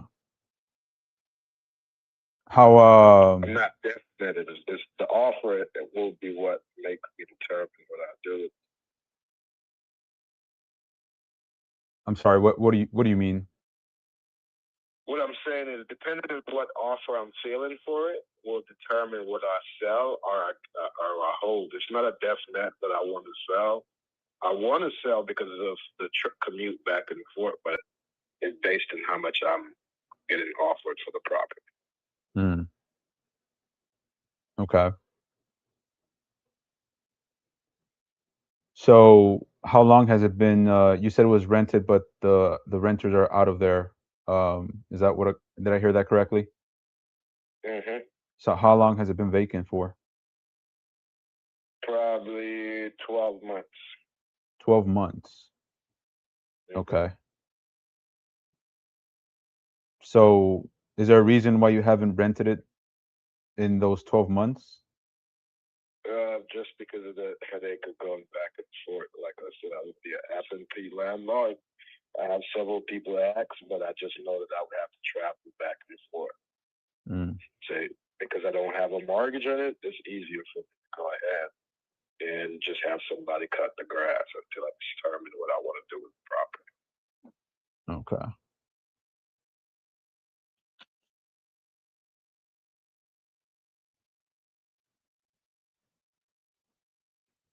And if you don't mind me asking, how much were you getting for rent whenever you had some tenants in there? I was renting it for $950 a month. $950? Okay.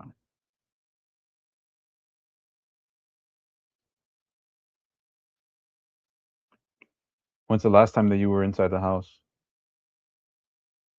Last week Sunday. Okay. Can you talk a little bit about, if it needs some work or anything like that? Of course, it needed. I would renovate it to do probably. Of course, it needed a little bit of paint here and there. In addition to, I would put a new kitchen in, as well as probably put new kitchen in. And if I was living there, I'd put a new bathroom in as well. Not necessary, just upgrades that I would do. Okay.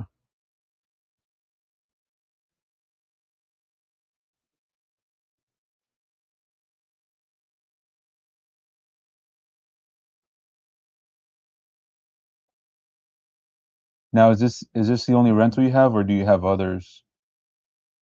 I have other properties, Okay. and I'm looking to do the same with them as well. You're looking to sell them? Thinking about it, like I said, it's a conversation that I've been having with my spouse. Okay. Now, I mean, you're an investor, and I'm pretty sure you've done some updates here and there to your other rentals and this one too. How much do you think, like, just to get it where I can rent it out, how much do you think I would have to spend to update it and maybe charge a little bit more money on the rental side? You don't have to. I wouldn't necessarily say to rent it. You have to do anything to it. I think it's more so of if you want to upgrade those, but that area, 950 to 1200 is what you would get with the property as is now. The reason I didn't update it is because I think if you go a little bit too further with the update, you would be overpricing yourself out of that market in that area. Okay. The area is still more so within the city, so the area still is an area that is desirable. But if you know anything about Birmingham, is slow to invest in. There's a lot of investors coming in, but it's not climbing like how Georgia is climbing, if I would say. Atlanta. Not at the same rate, huh? No, not at the same rate. But the rental market is growing. It's a very good rental market in Birmingham, but you have to be careful with how you update certain areas of town. You may go away. You may put high-end stuff in there. You're not going to get a high-end rental. Okay, so going more with lower end materials and stuff. Yeah, medium size, big mega income family, working class neighborhood. Okay.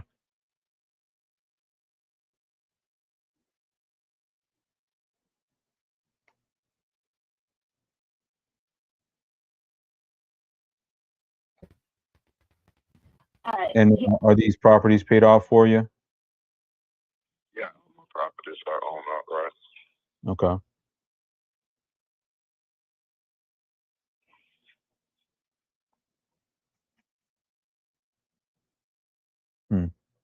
I mean, just out of curiosity, do you have a range where you want to be at on this one? I just want to make sure that we're even close. This one, and I'm hoping I gave you the right address because I'm not looking at my paperwork right here, but I think that's the address. But I know Birmingham sometimes could be a little bit weird with a directional sign, so I'm hoping that didn't have a directional sign. But that one is my favorite.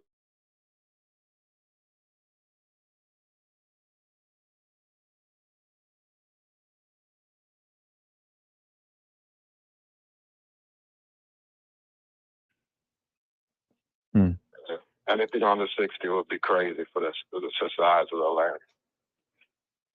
You could tear that house down if you're most real investors probably with their capital will tear it down and put an apartment complex or a quadplex. Yeah. I mean, is there a reason why you haven't done that? Aside from the commute? Capital right now. And because it was a hold property, it was one of my hold portfolio. Because I anticipate that area turning over the next 5 to 10 years drastically. Yeah, I mean, I'll be honest. I would be under that 60K. Probably a little bit further than you probably would like. Just because of the comps in the area.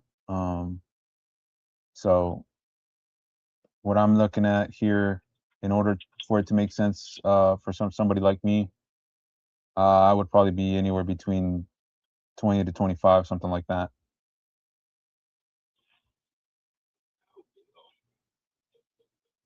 I'm sorry, what was that? That would be extremely low. Yeah. I mean, if we were to cover closing costs and there's no realtor commissions, is there anything better that you could do for me?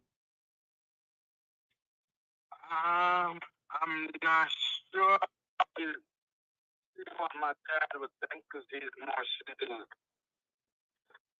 I'm sorry, you're cutting off there. Gonna talk me out of that. Give me a bit off.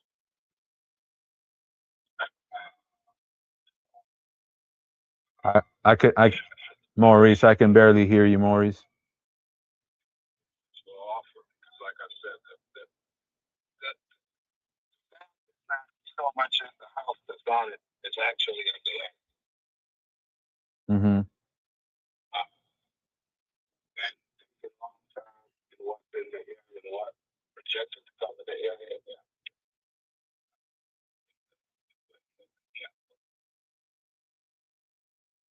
Maurice, can you hear me?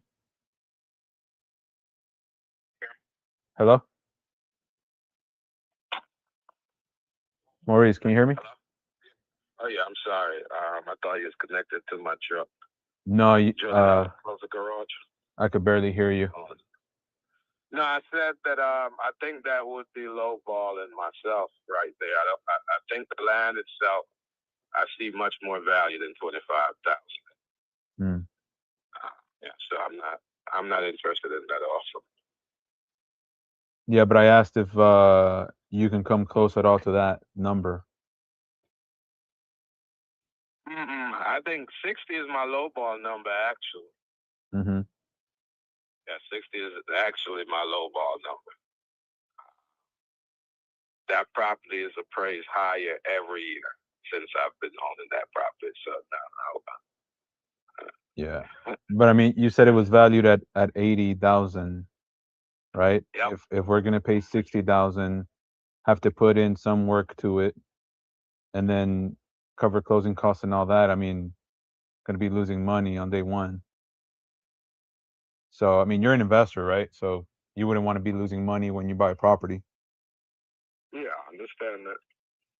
So, anyways, I mean, if anything changes, definitely give me a call. I'll try to do some more research on my end, see if I missed anything. But at the moment, I think that's where I would have to be. Okay, no problem. Thank you. Sounds good. Thank you, bud.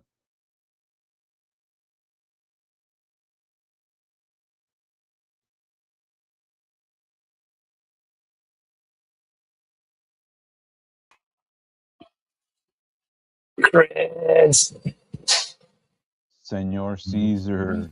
bro, you look so relaxed when you were talking to him. You look like you're a boss, bro. You're just like chilling. That was awesome, man. I wanted to hop on just to say that. Appreciate it. I've never seen you so relaxed on a phone call. I loved it. That guy was crazy. Yeah. Yeah, there's no way he's getting that. Yeah. No way at all, dude.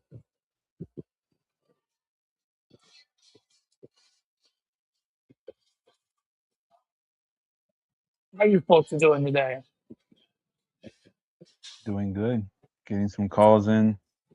I joined kind of late, so All might have right, to go so some overtime.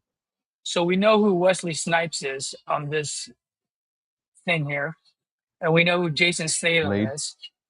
Obviously, I'm Jet Li, so I want to know who Jamil and Chris is.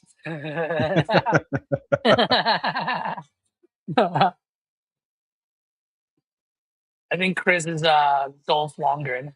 I don't know who that is, but I'll search it up. The what's his name? The Russian guy from Rocky 4, Oh, yeah. right? He's in the Expendables. I actually dyed my hair back in high school.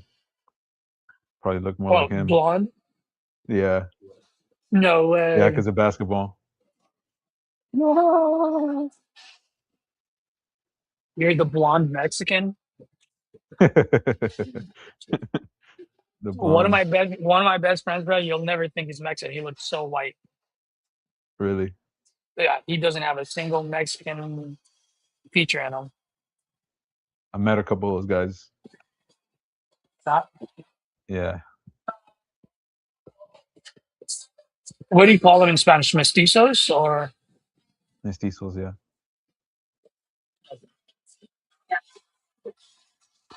Yeah, it's just weird. The first time I ever saw them, I was like,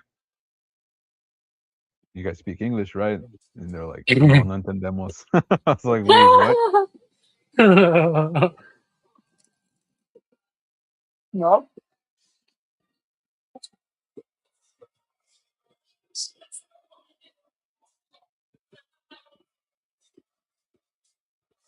By the way, gents, I'm not here to steal the show. I'm just bullshitting around. You guys, I'm gonna mute myself. Sometimes we need that. You guys been hitting it hard? I just joined a few minutes ago. So yeah. Had a couple calls Jamil, already. I heard RJ locked up that deal for you yesterday.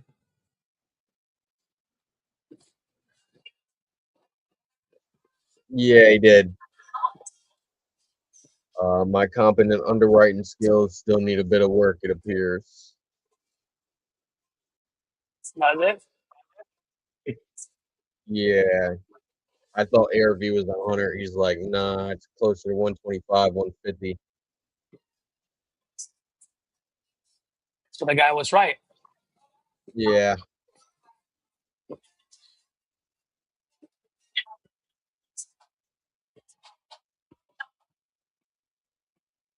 How much did he lock it up at? 50? But he literally was like, I'm gonna make $5,000. So at 50, I'm gonna go try to sell it for 55. If somebody bites, then great. But understand that maybe a buyer comes in at 35, and at which case he'll walk with 30, I'll walk with 5. Yep.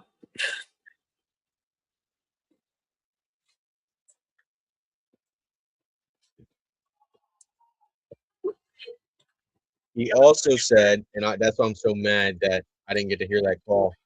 He said that he had a lot more motivation than what he showed to me, like from the very beginning of the call. He's like, he was damn near in tears from the beginning of the call. Like, brother. Mm-hmm. That call was at 9 o'clock at night, though. So, With 5 hours of sleep, right? yeah. Yep. Well, I'm not talking about on my part. I'm talking about on his part. Because I called that seller at 8. He picked up the phone and hung up on me. So I shot him a text and like, Jeremy, why you dodging my calls? And then he called me back at 9.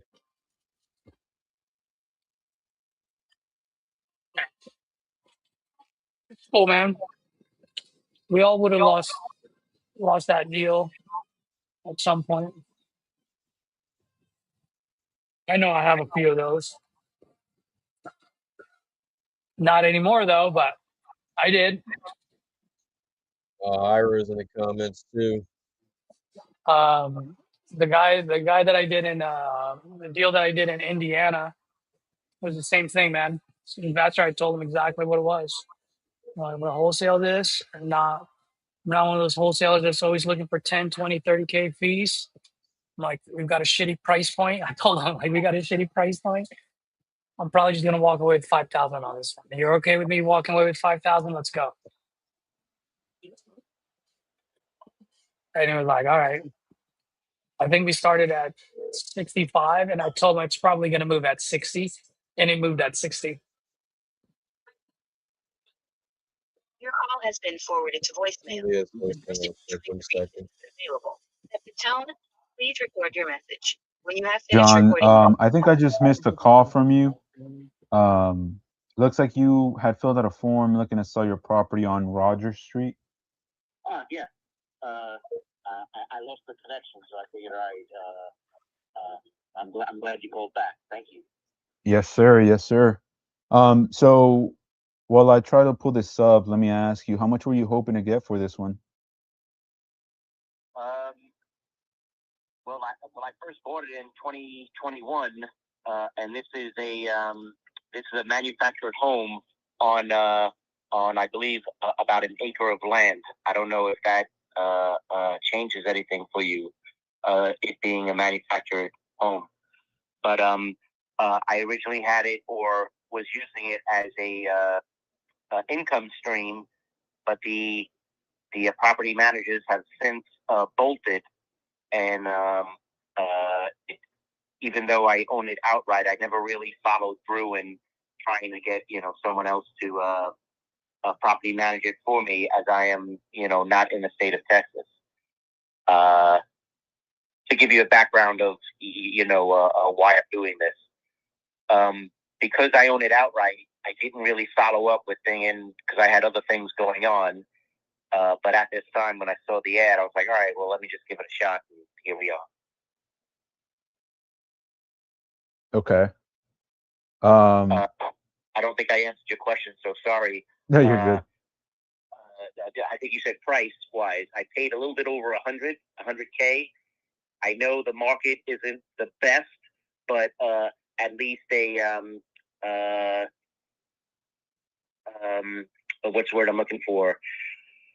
Something that makes it worth my while, be it 85,000, knowing I probably won't get what I put into it, so on and so forth. It's fine. I see it as a business thing anyway. So hopefully that better answers your question. Okay, so you're looking for around 80,000. Yeah.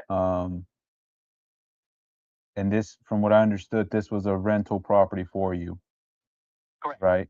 You're not in Texas, so you had a property management group, and they kind of just fled the scene and left you with the whole package to deal with it. Correct. Okay. It was doing good for a while. I'd say about 2 years, maybe 2.5 years. Then I think the company sold it to someone else. Not the company, the property management. They were having issues with who was running it, so on and so forth.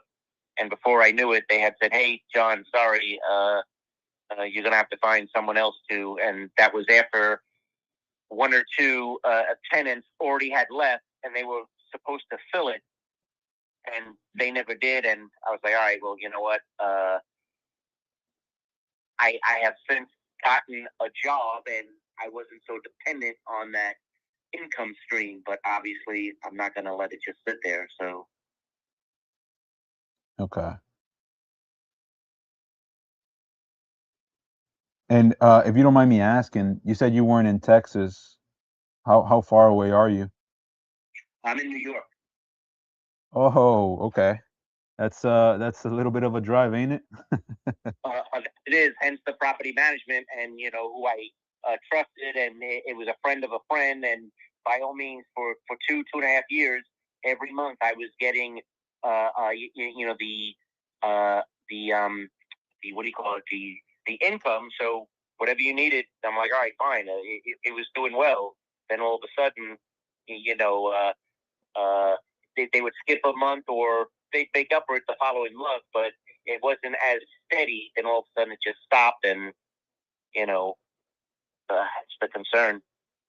And how long has the because I mean, I guess I shouldn't assume. Is it vacant? Is it being rented out right now? Yeah. Oh, it's vacant. Okay. And I guess when was the last, or how long ago did you get the renters out of there? A little bit more than a year ago, I'd say. So it's been vacant for a year, and you haven't been able to go to the property? That is correct. Okay.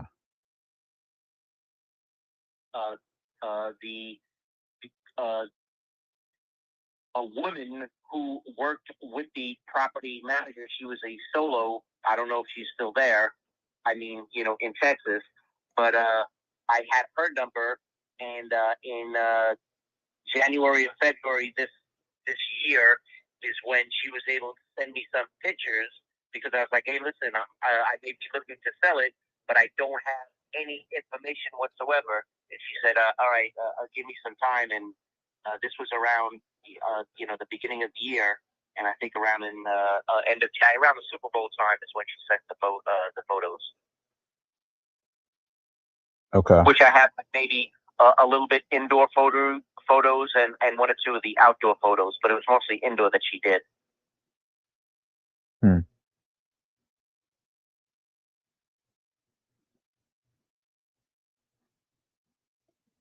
Okay.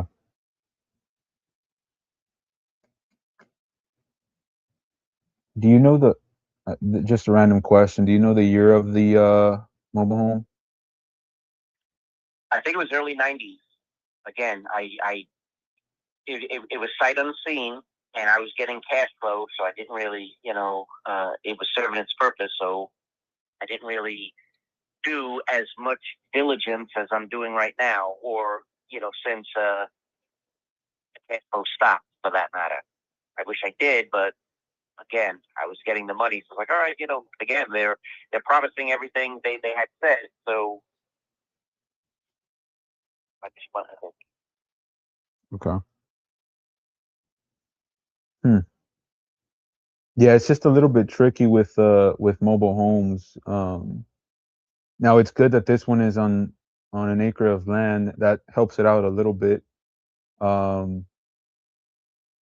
mobile homes, just from what I've been hearing and seeing and experiencing also with selling properties, they don't hold their value too well. Kind of like the same as the I guess compared to an actual house. Right. Yeah. Again, which made it easy for me at the time to purchase it outright, and by all means, just everything was gravy that the tenant was paying. Save for a portion to the property managers and taxes and stuff, which I put to the side. So it was very good at cash flow, but obviously I realized that as far as the resale of it, I was never in the business to begin with, so I didn't look on the whole picture. I just looked for, all right, it's cash flowing, it's doing what it needs to do, and I didn't see of the, gee, when I want to unload it, how am I going to do this? But obviously, I'm in that situation, or at least looking into that situation. Yeah. I mean, What is your name? my name is Chris Gomez. Chris Gomez. How you doing? Good. Yeah, so I mean, I obviously want to help you out as much as I can. Putting as much money in your pocket as I possibly can, but I also have to be fair to my business. I'm an investor. I do this for a living, so I need to make some type of profit in the properties that I buy, right? We're not looking to get rich off of this deal. We're just looking to make enough money to keep the lights on and keep it moving. Just from what I'm seeing here, there's properties that are similar to yours that are on market right now, and they're selling, or they have them for $70,000. Mind you, this is a newer mobile home, and it looks to be like the same square foot as far as like the lot size. Okay. And it's on the market for 70,000, but it's been sitting for about 130 days. So I can tell you, just off of looking at that, I would have to be lower than that 80,000. Just by looking at that, I don't know how much wiggle room you have as far as like flexibility on price. There is wiggle room there, but again, realizing that you have to do your due diligence.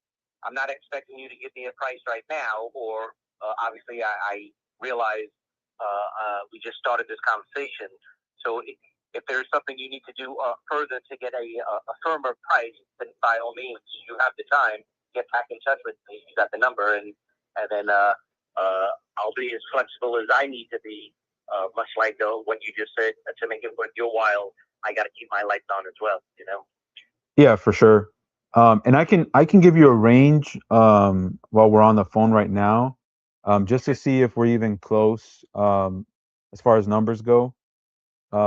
Just because I don't want to send somebody out there and spend resources and time, and then we're not even close on the number, and then I can't get that time or resources back.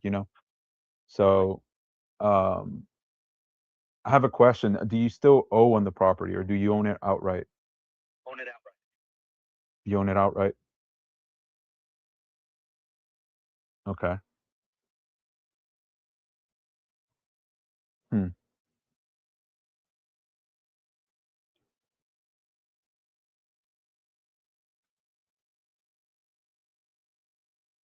I'm just trying to see what I can do that will help you out.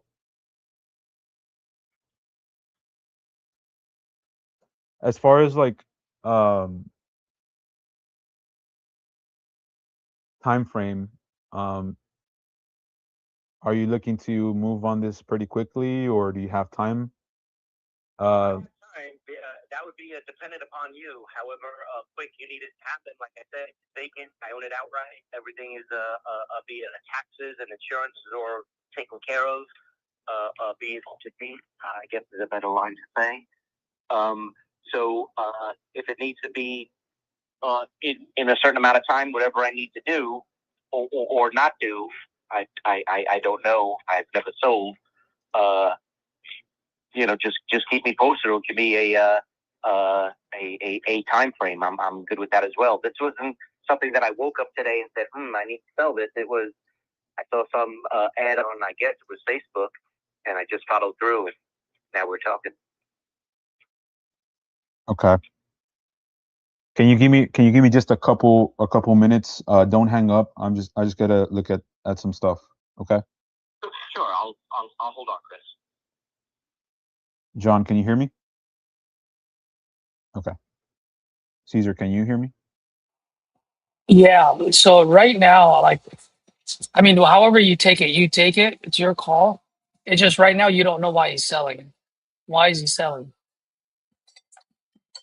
So, okay, I don't know if you how much of the call you've been able to listen, but I've he's heard all the the way whole in New thing. York. You've heard the whole thing? Yeah, and you have Okay. nothing. Okay. He's all the way in New York. So I guess my question is like, and somehow you're gonna have to bring this back. Like, what happens if he doesn't sell it? He doesn't, right? Like, what are the consequences? What is he trying to achieve? What's an ideal solution for him? What if this doesn't sell? Like, why now? It's been vacant for a year. You've lived in New York for a year. So what's the breaking point? Why is selling it now more important than selling it 6 months ago? Like, you don't have any of these things. Like, why does he need the 80,000? What is the 80,000 for? Does he have another project? Is he buying something? You have nothing. You get my point there? So somehow you're gonna have to loop that back, and maybe you might just have to pull, just like I'm like, man, I really want to help out here. If you don't mind me asking, and I'm just trying to figure out how I can help you. Like, what is it that you're absolutely trying to accomplish by selling this? I think you might have to pull the fail safe because you don't have anything right now, and the only thing that you have is this one house that's 2018 and it's selling for 70,000 and it hasn't moved. Right. So how am I gonna sell how old is his? I forgot. It was less. It was older than It's 2018, whatever it was. a 90s. Yeah. So how am I gonna sell a 1990? Right. So I guess here's how you can say, hey man, I'm. There's really only one mobile home that's selling, which is a 2018 build. It's on the market for 70,000 for 123 days. My only concern, Chris, or whatever his name is, my only concern is how am I gonna sell a 1990 mobile home for 100,000 when a 2018 is not selling for 70? And so I really want to help you out. I just can't be upside down. So if you don't mind me asking, just level with me. What is it you're absolutely trying to accomplish? Just so that I can see if I can help you out. That's how I would position it. Do Okay. you get it? My only Yes, concern is this one hasn't sold. It's 2018. Yours is 1990. If I buy yours at 80, how am I going to sell? How am I going to put a 1990 on the market for more expensive than a 2018 that's not selling in 123 days?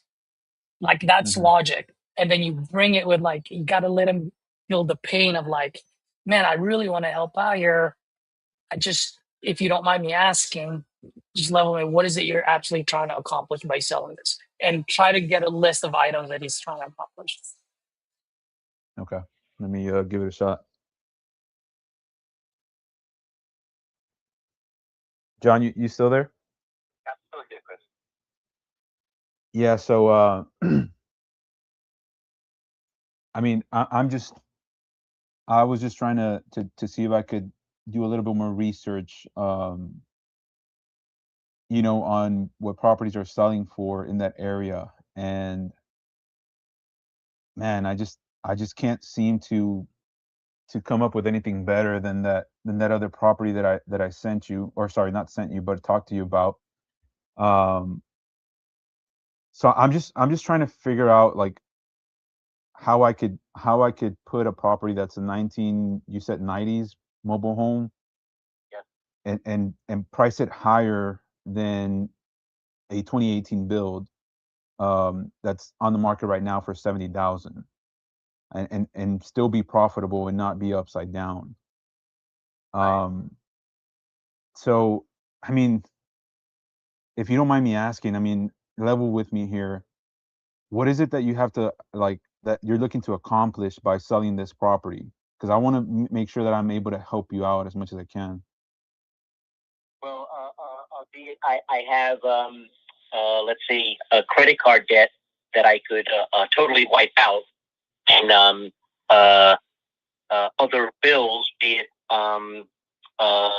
things that are outstanding, taxes this year that I haven't paid. I always put them at the end of I always extend my taxes anyway.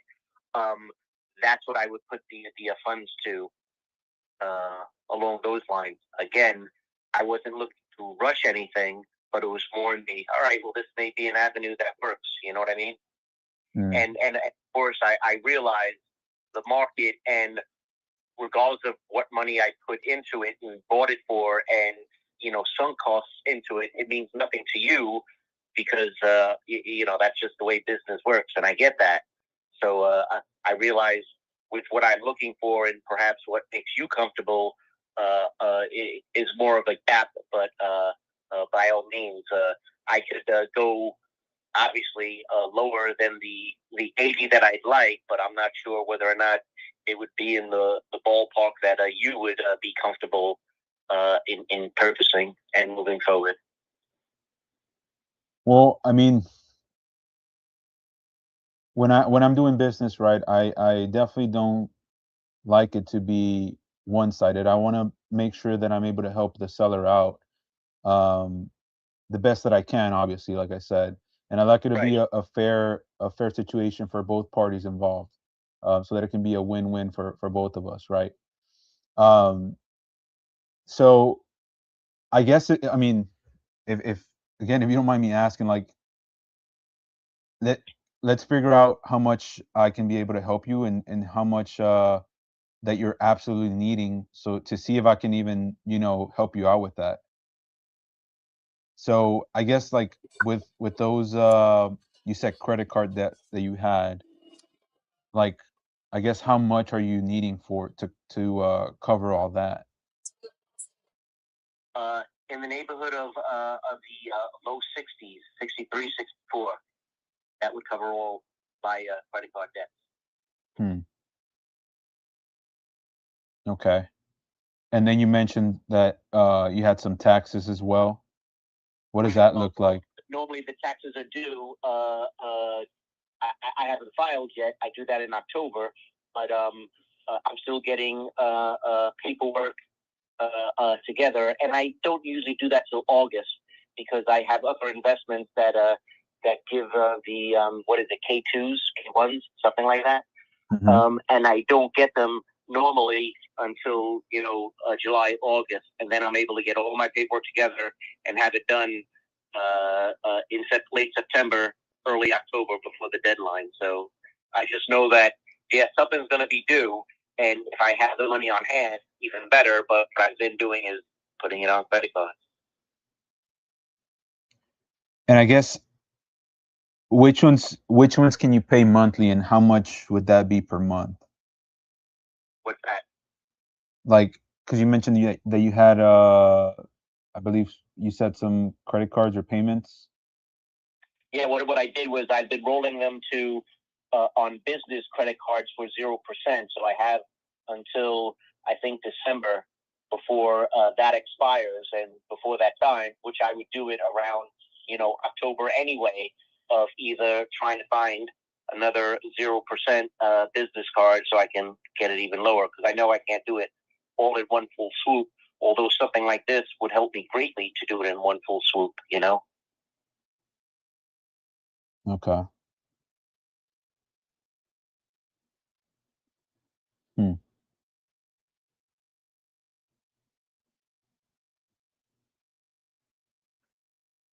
Huh.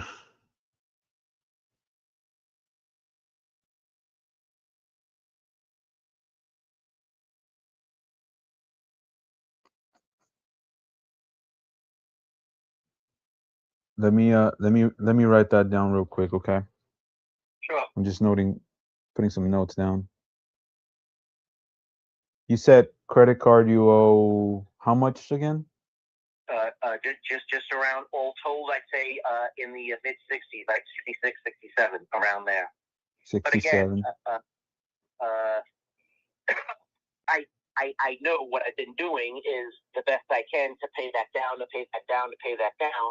But obviously, other bills come up and it goes almost, I don't want to say right back up, but it's been something that I've been doing my best to control, yet not hurting my credit, because I know that's important. So it's all right, as soon as it gets close, let me see if I can find another avenue that could at least relieve some of the stress of trying to carry this, a large bill. And I don't know what my bill's going to be come October with the taxes, which will be added to this. And again, it's the game that unfortunately I'm stuck on right now, but I can't walk away. And how much are you paying on those per month, like to cover the credit card bill? Roughly between 15 and 1800. 15 and 1800. Yeah, that covers my what do you call it? Like a minimal payments, I guess. Okay. So 1500 is your minimum payment? Yeah. Okay.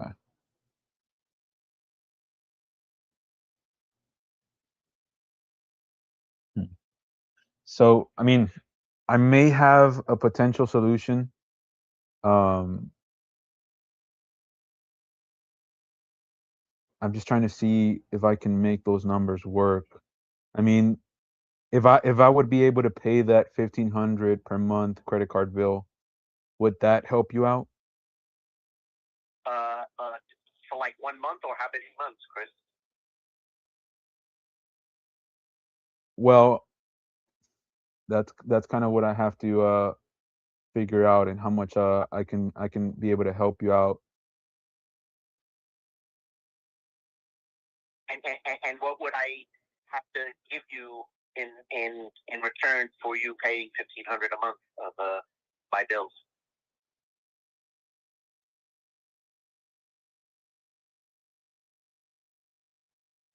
Well, I mean, basically it would be probably like a seller finance, but I need to see if I can make that happen. Can I put you on another brief hold real quick? You can, or you can again, Chris. I didn't expect to have such a in-depth talk now. If you need more time, tomorrow's Saturday. I'm off tomorrow, and perhaps if you're free, we can put time aside where I can be better prepared as well, if that helps you. You know what I mean? Again, I don't want you to jump through hoops on a Friday night, not knowing, not being prepared for, I'm going to have a conversation with John about, a test property type thing. You know what I mean? I don't want to, realizing it's your business, but knowing that you don't have to, rush right now. We can take a, like overnight and, work tomorrow morning and talk tomorrow afternoon if that helps you any, Chris. Yeah, no, I mean, I won't take long. I just have to go open the door real quick for my wife, but I'll be right back. That I don't want to forget everything that I just told you, and not remember tomorrow, even though I wrote down some notes. But like again, it won't take too long. So just give me a second, okay? And just hold on. You got it, Chris. That I will. I thought I was, like, again, I didn't want to put you out of, all right, this call came in, you're in business, you need to, put time aside, especially, on a Friday night. I know how that could be, Yeah, no worries. I'm always working, so that's no issue. But I'll be right back, okay? You got it, Chris. Okay, what happened? Yeah, boy, let's go. So I just didn't know if you knew how to. Do you know how to position the seller finance right now with them? I do not know. I just know that I need a low interest All rate right. and be able to cash flow. So this is where we're gonna go. Okay. So this is how I'm gonna do it. I'm gonna tell you, and however you spin it, you spin it. Okay? Because you're smart enough now, Chris. I have full trust in you. Here's how I would go. I'd be like, hey man, here's the situation. Here's a potential solution for you. Right? What if, and I'm just getting the idea out there, and then we can dive deeper into it if it would make sense for you. What if, let's say I come close to your number, right? I come close to your number, and you get a lump sum of money that can help you pay some of the things that you need to pay. And then from there, what if all of a sudden you're $1,500 a month, now you're only paying $700 a month or $800 a month? I guess my question to you is, if you had something like that, is that something that would even help you out? Right? And then if he says yes, then you can also, now this is where you can go, hey, you know what? Here's some good news, man. Here's the thing. I love to do these cash deals where it's just in and out. But right now, the only way for me to really see that I can help you is to do something like this, where you have a little bit of lump sum and you get money coming in every month. Now, the good news is I'm part of a community. I've got a lot of investors just like me, but they love these kind of things.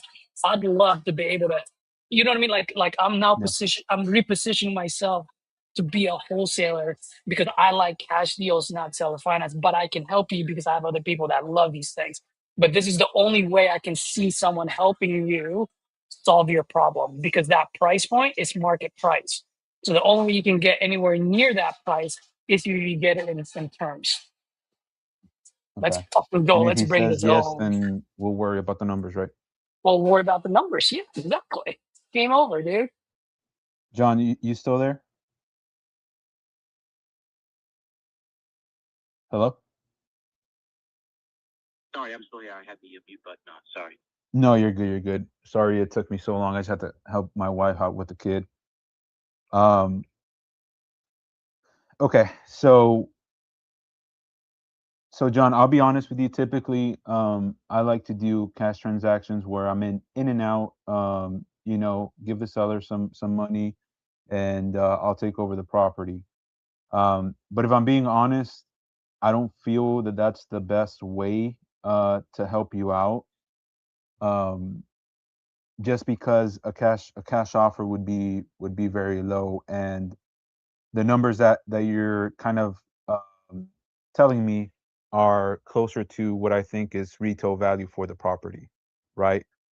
Now, I just kind of want to put something out there and see what you think, and see if this is something that you might be open to.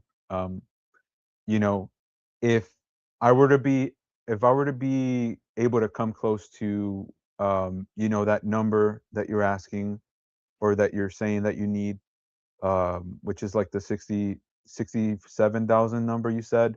If I was able to come close to that, right, and get you some money in your pocket, right, and then also cover half or maybe even a little bit more of your credit bills, would that be something that might help you out? Sure. Okay. You would be open to that? I'd be open to it. Yes, Chris. Obviously, it depend on the numbers, like you just said. But again, it'd be a thinking outside the box, and by all Do I means, tell them to come back to him tomorrow or this what? point, if it's a win-win where it'll alleviate some of the stress on my end, as well as you know, put me in a better frame of mind with this property, you know, all the better. Okay. Yeah, so like I said, usually if we do something like this, right, I usually do more cash transactions, right? But sorry, before I get to that, I forgot to ask, what would be the number that you would need? Like, if I can get you a lump sum amount of money, what would be the number that you would need right now? That I would need right now, if you can't do the full 67 around there, or not 67, obviously I asked for 80, but be it we're looking at the what's the word I'm looking for? Just to give you control of the property with the a mindset of a monthly portion of whatever you can get on your end, if I'm understanding this clear, Chris. Lump sum wise, you mean the initial payment? Yeah, I mean, I guess you can look at it that way. Yes. Well, again, I wouldn't want to put you in a position either. So what would be I don't want to say standard, but what would be something that's comfortable that you're like, all right, well, John, usually for something of this worth that you're looking for, X amount of dollars percentage wise of that price is a good starting point to keep you interested, as well as me, playing the game, as it were, you know? Mm-hmm. Well, I'd lean you on that, Chris, be it that you'd be more familiar with the, seller refinance, I think is what you said, right? Seller finance. Yeah. Well, I mean, I want to help you out. Knock off what you would consider to be the most important headache of yours, just for shits and giggles. Like, what amount would that be that you would need to be able to knock maybe one of the credit cards that you owe out of the park? Oh, I see what you're saying. Because I do it collectively anyway. I would say you're saying with all my credit card bills outstanding along those lines. Well, I have several at 20, and I think 2 or 3 less than 20.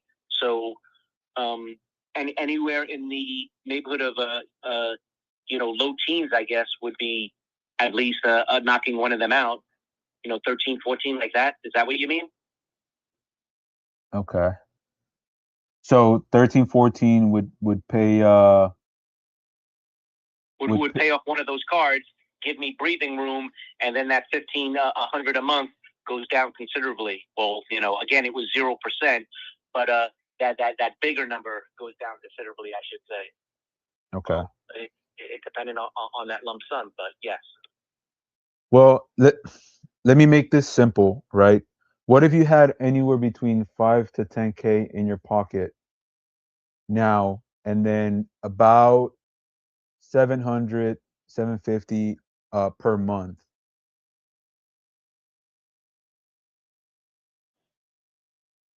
For how long would that until you sell? Until I sell, yes, or if we're able to pay off the amount earlier, that works as well. But yes, it would be until then. What amount would we be talking about? My credit card amount, or the amount that I put on the selling of the place to begin with? I'm thinking anywhere between 55 to 60K. Okay. A question for you then, Chris. A time frame in your estimation.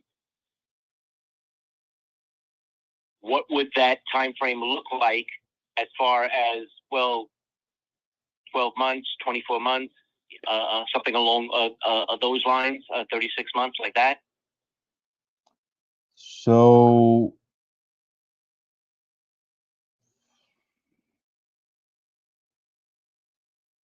it just depends. It would be either until that number is paid off, or if we decide to refinance, we can do that as well. It's just a matter of deciding what we need to do with that. Again, I don't want to tell you 2 years or a year or something like that, because it might be able to happen sooner. It just depends.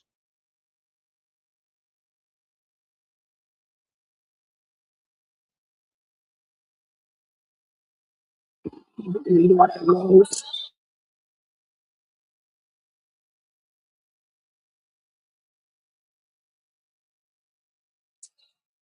Read what I wrote. Just tell them, hey, look, just for shits and giggles. Like, let's say we do I'm 55. sorry, can you hear me?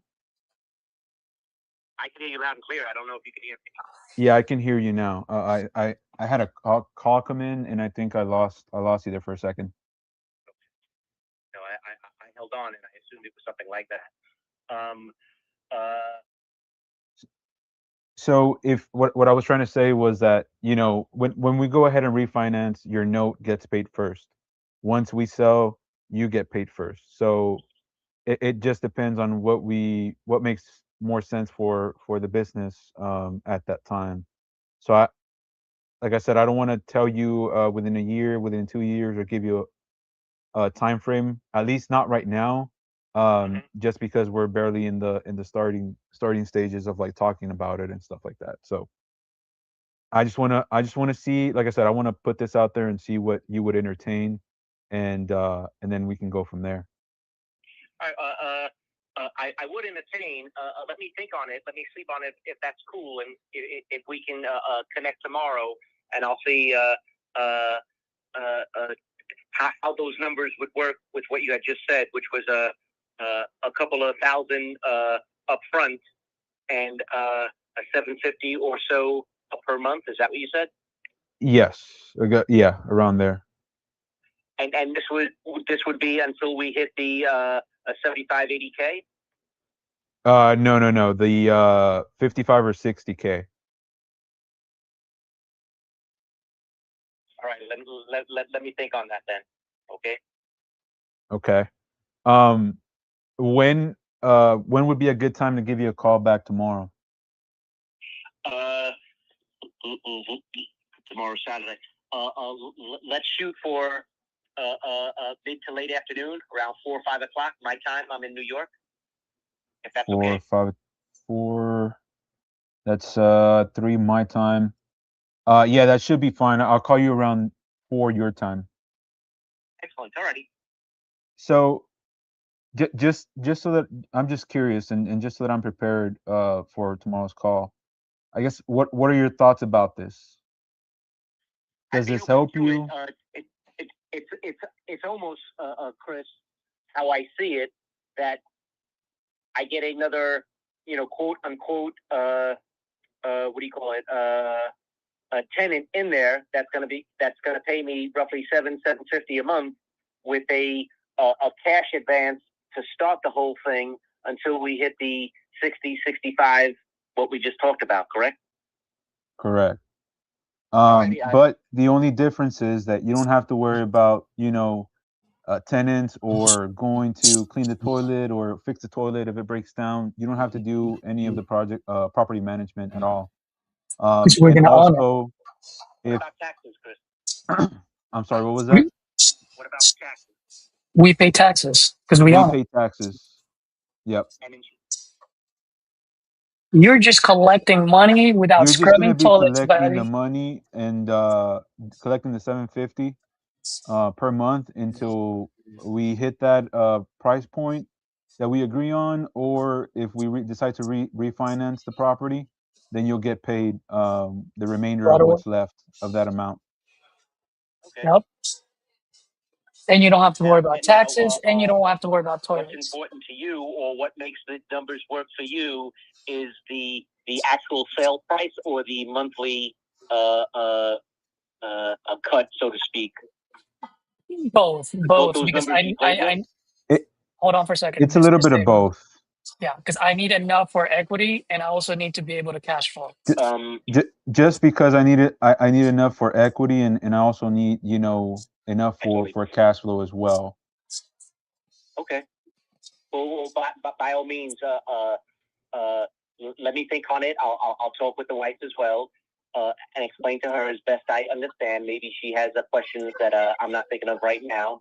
And when we talk tomorrow, if we come to an understanding, whatever you need on my part, or And either way, further I hope you information you need on understand that your I'm here part, to really just help solve the problem. I'd be So cool with that, whichever okay? way you go, let's have another Okay. conversation tomorrow, no Yeah, matter what. and I mean, I hope you kind of feel this way, or let me know if you don't. But either way, I'm just trying to see how we can make it a fair, a win-win situation for both of us, and see how I can help you out in this situation.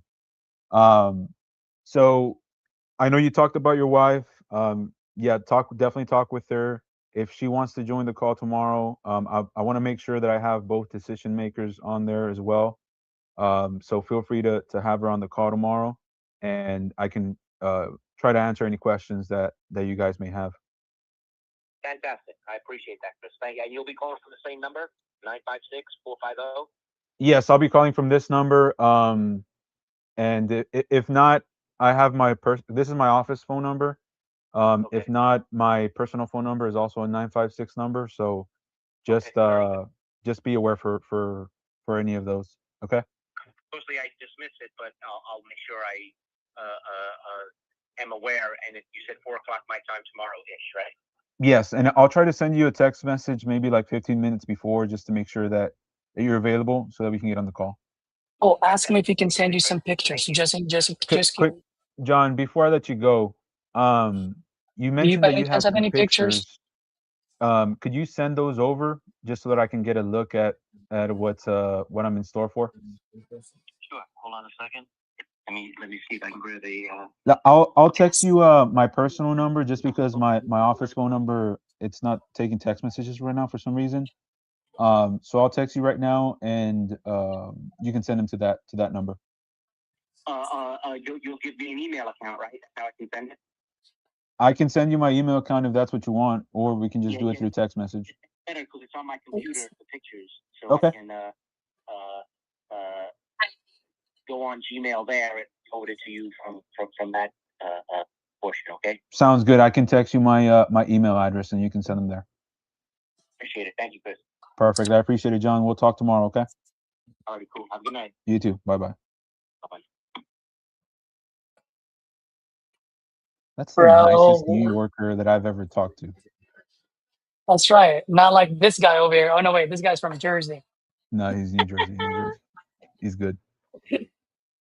Bro, was that a masterclass or what? Let's go, dude. That would have been a call review for you. Yeah. Oh my Hey, god. are you available at 3 tomorrow? No, you're gonna do this on your own, bro. What Gosh. are your thoughts? Talk to me. I mean, by the way, if you want to make more calls, forget me. We can talk about it later. Go ahead and make calls. But I'm excited I about have that to call, call dude. somebody real quick. Yeah, call.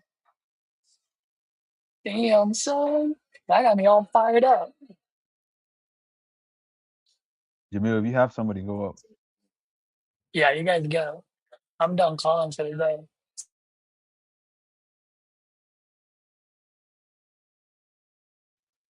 Caesar, speaking of seller finance, did you want me to send you over that lead? The Filipino lady that was stuck on the price?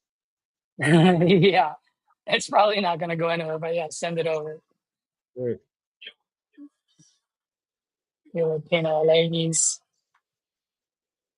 Oh, bro, that call got me so fired up. Oh my gosh. I don't care what anyone says. That freaking failsafe works.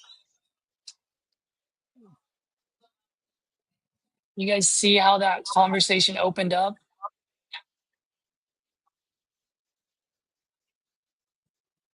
That's literally when the conversation started. Anything before that was fluff. That was huge.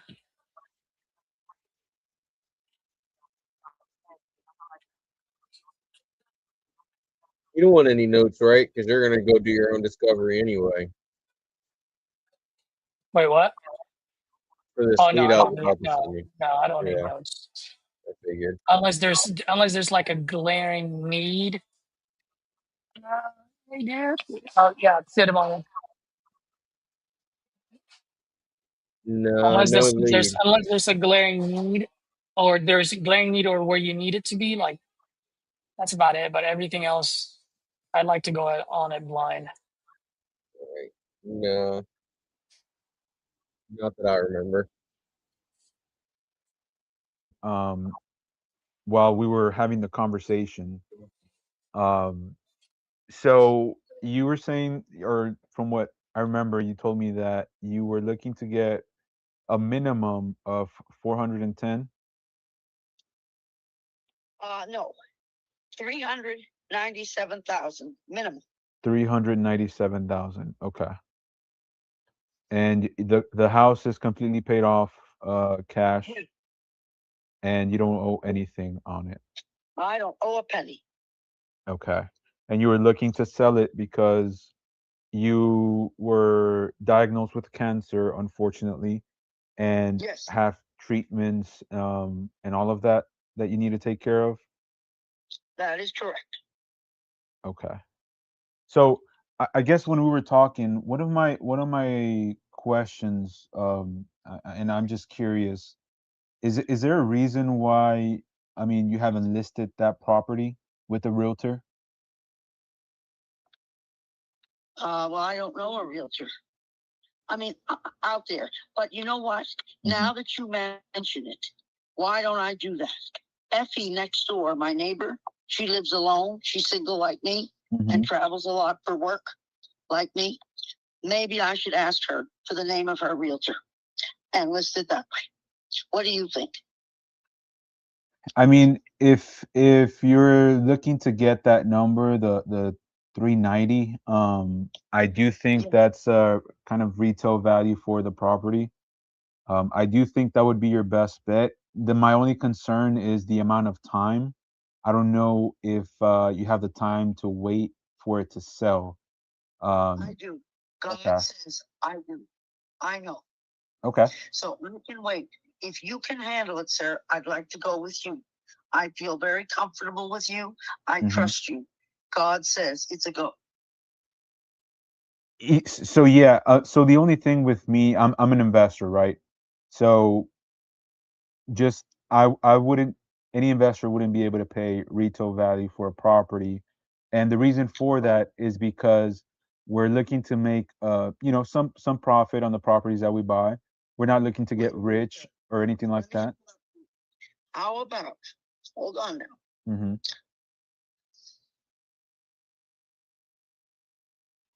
How about, hold on 1 second.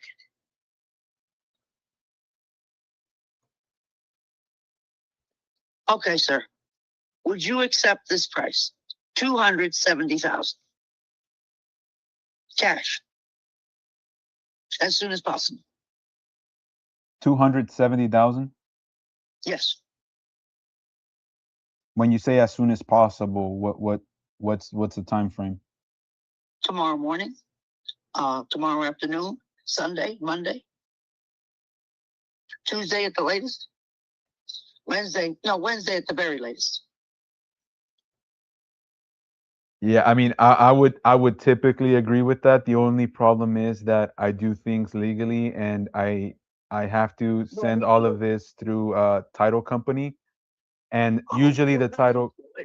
Oh, sir, that's okay. If Yeah. it takes another week or two, I think I'll live that long. I have to undergo treatment first. Mm-hmm. Yeah, and like I said, I just wanted to make sure that that we're clear and I'm communicating clearly what the process looks like. Just because I don't want to tell you, yes, I can, give you that money tomorrow and not be able to, because title company usually takes some few weeks. Let me see what I can do here. And if I can get to that number, can you just give me a couple minutes real quick? Of course. Don't hang up just yet. No. I don't know why, but I feel like this is not, I don't know. I feel like I'm talking to an AI or something. Well, at first I was like, what? Because she wanted how much? She was asking 410 first, and then now she's at 397. But No, then she from said there, she went. 290. Oh, 270. No, she said 397, and then now she said 270.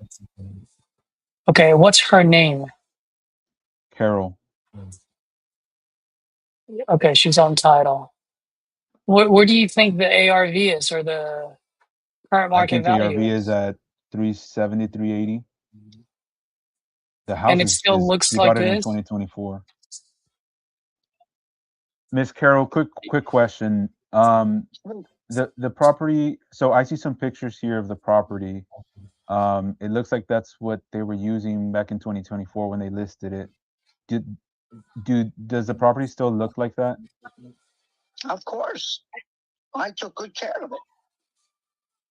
Okay. So did my landscaper and handyman.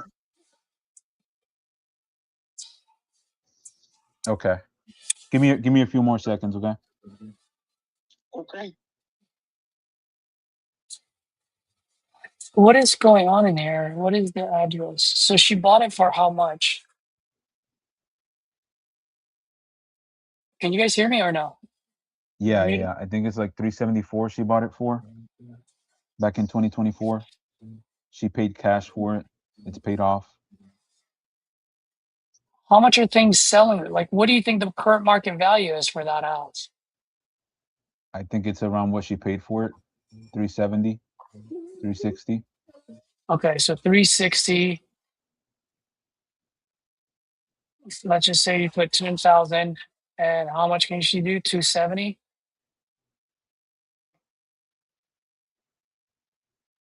So even on a wholesale deal, assuming that it is worth 360 It's not a deal, is it?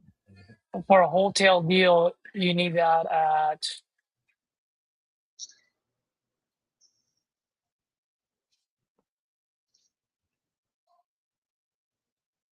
I'm gonna share my screen so you can see how it would look.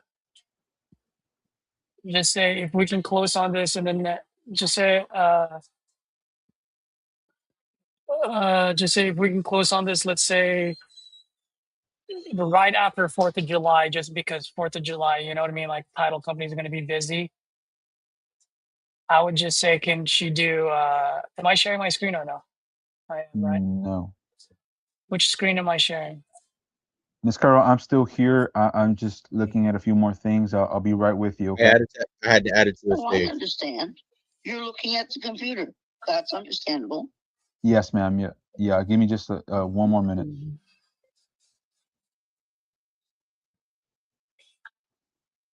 I would say if that thing is worth 360, it has to be.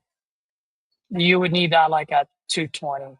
Does she owe any money on this or no? But you don't have to ask No, her. You don't know. it's paid off. I would just say, ma'am, in order for me, if I can close on this very quick. I'm talking about end of June, first week of July, pretty much after 4th of July. But I would need this like, probably like in the low 200s, maybe 225. Just because it is a big house and it's going to be I know you took good care of it, but it is a big house nonetheless. So even if we paint, we're going to put in some things in there. So for a quick one, and then if you want, depending on your rapport with her, because I don't know the first call, if you want, you might even be able to. You might have earned to ask like, hey, I know you started at a high price. Like, what's the deal, or like why?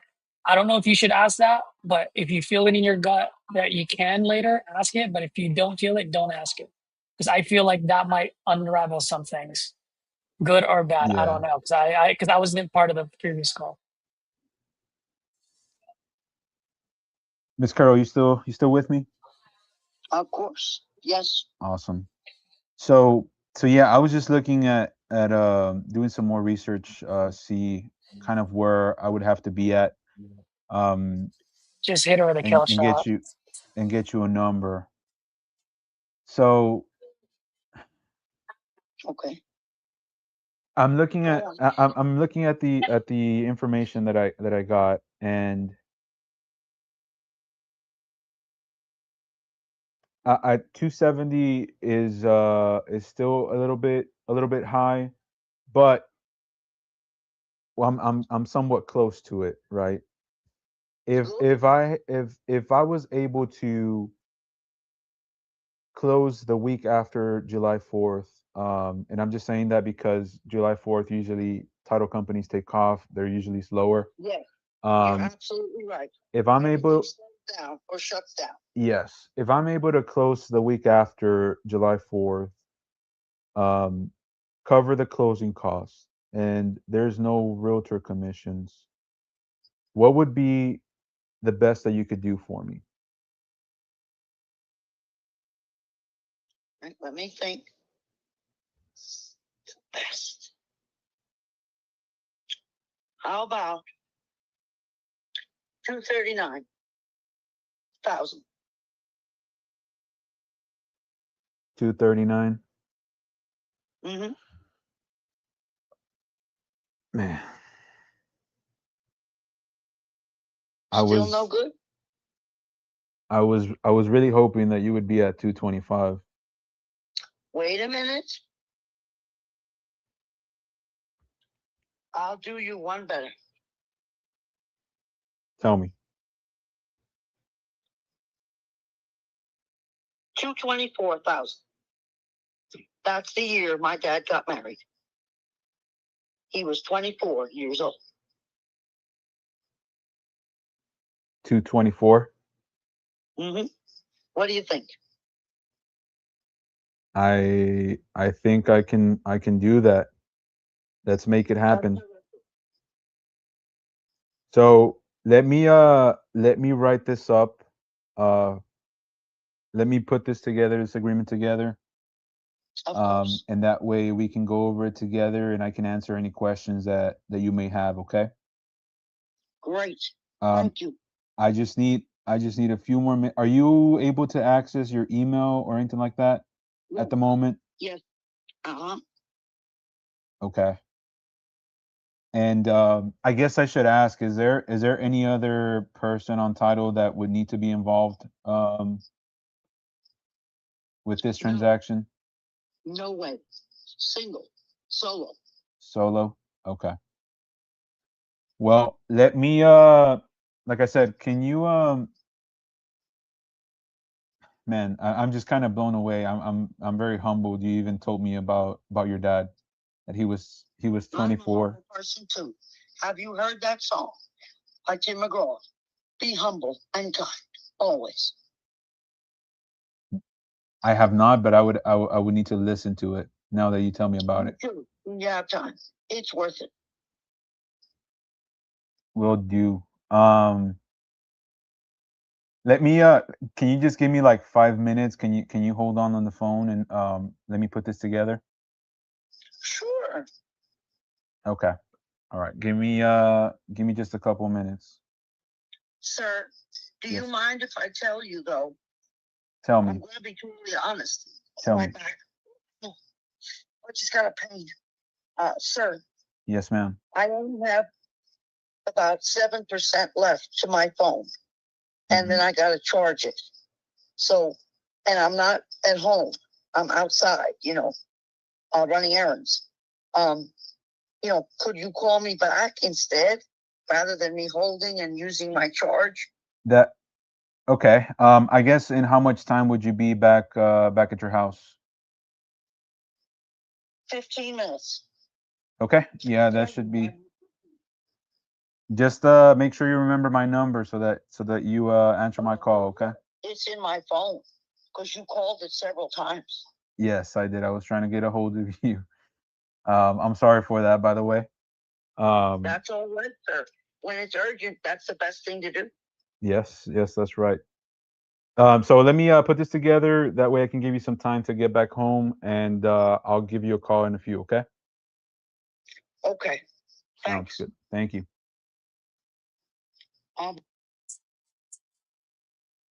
Bro, what Oh just my happened? god. I am so happy I was here. I can't even believe I hopped on and just of all the episodes. Ah. Bro, what just happened? You know why, Chris, which you're not catching? What does she have? Cancer? You don't know if she only has 3 months to live. Yeah. There's something Gosh, there that you bro. don't know. But to drop that big of a price drop. God. You know what I mean? Yeah, I'll just Wait, help her out and so just go ahead. man, I'm just yeah, so now I have to tell her that I might wholesale this because it's in Pennsylvania. In Pennsylvania, yeah. So you're gonna have to let her know that.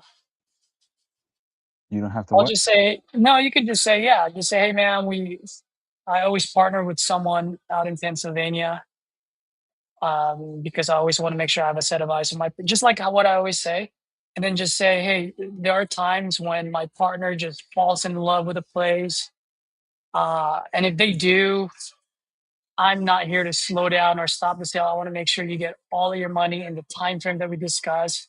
So Yeah. there's a new law in Pennsylvania. It's kind of like how RJ did it the other day on his call. Hey, there's new rules and so there's a disclosure that it's going to be added. It's usually my contract's usually only 2 pages, but there's going to be that extra page about the disclosures in Pennsylvania, and that's it. Okay. And just say, hey, look, we're looking to, I always partner with someone locally, but there are times when my partner falls in love with a place, and if they do, then I sign a contract over them. Doesn't change our price; it still stays the same. I just simply step aside and I sign it over to them so that we close in the time frame that we discuss. so that you have the money in your bank account in the timeline that we discussed. You get what I mean? Oh, I'm still in shock, bro. Yes, I'll go that route. Mm-hmm.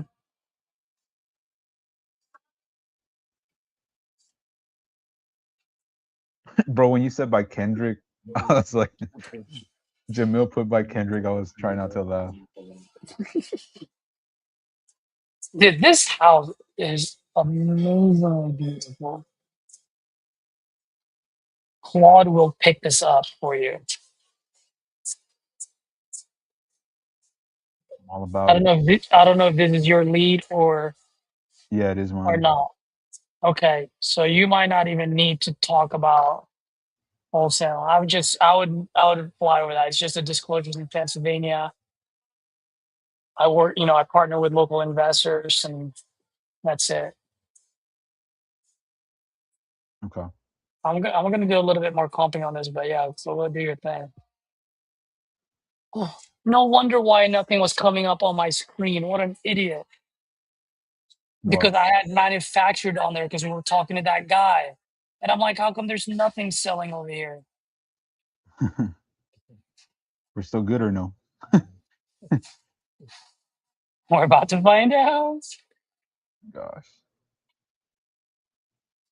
What is this? How many bedroom and bathroom is this? 3? This is a.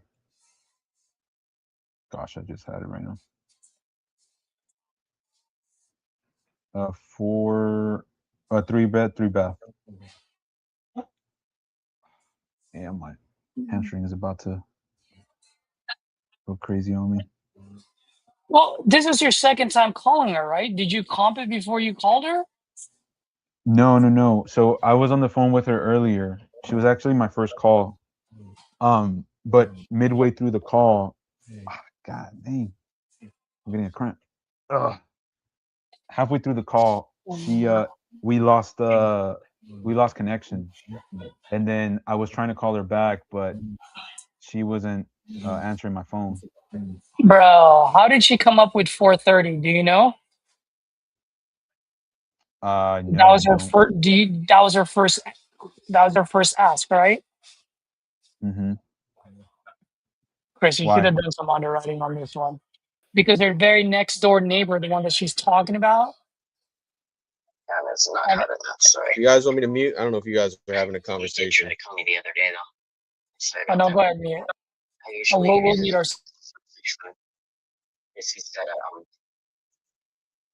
I'm his caregiver and his mom, so my sister man always. But yeah, we've been talking about it. You know, we don't want to go through realtors. We want to.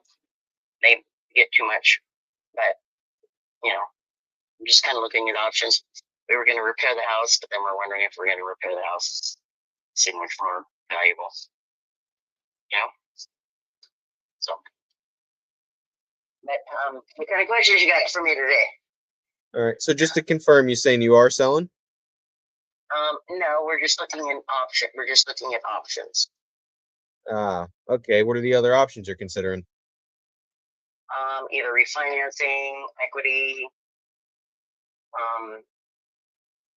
you know, maybe an equity loan. I'm not too sure. I mean, because there are some repairs that need to be done here. So we were just kind of looking at our options. And he's getting tired of living with his mom, even though he owns the property, because I'm his caregiver. So just certain things again. So we're just looking at options on where we can go to get him placed at a bit different, smaller place, because he can't do this himself here because he's a brain injury. So him being here by himself may not be a good option. So maybe, you know, downsizing, where I may, with any, if there's any left over, you know, to get him into a condo or something, or get him into a smaller house or something, because it's pretty big, pretty extensive to maintain. All right. So how do you have what's kind of your idea to know which option you're going to go with then?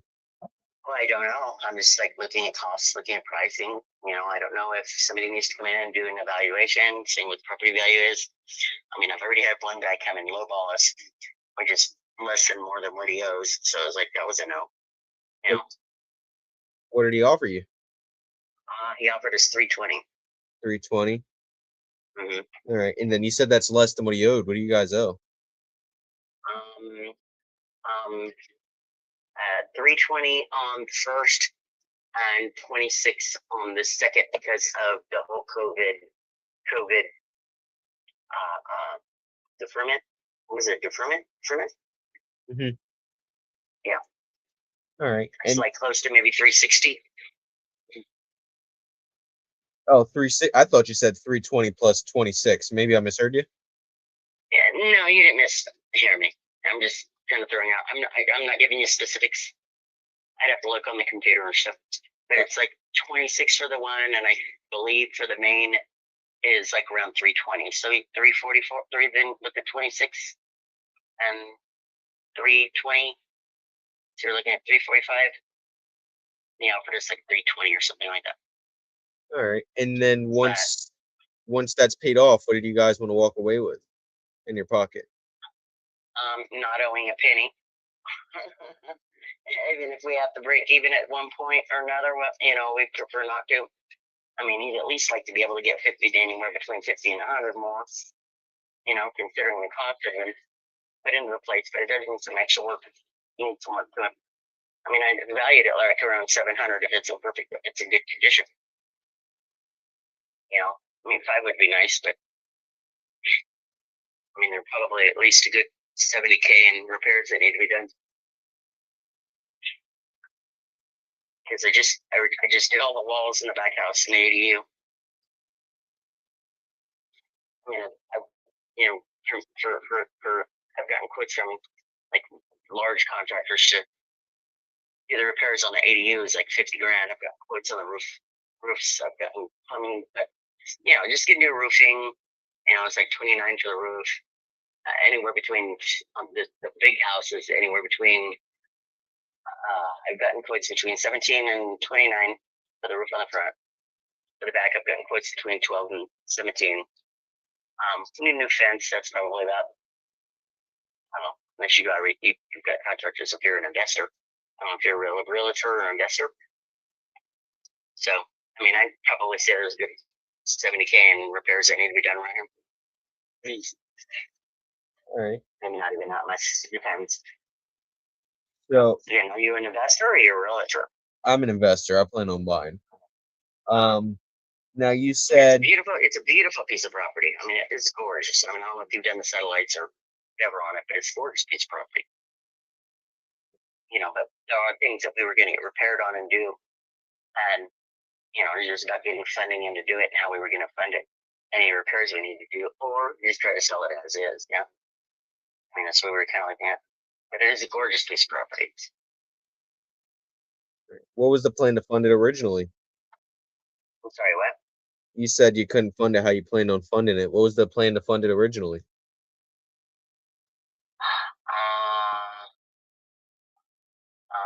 Pulling funds from a settlement or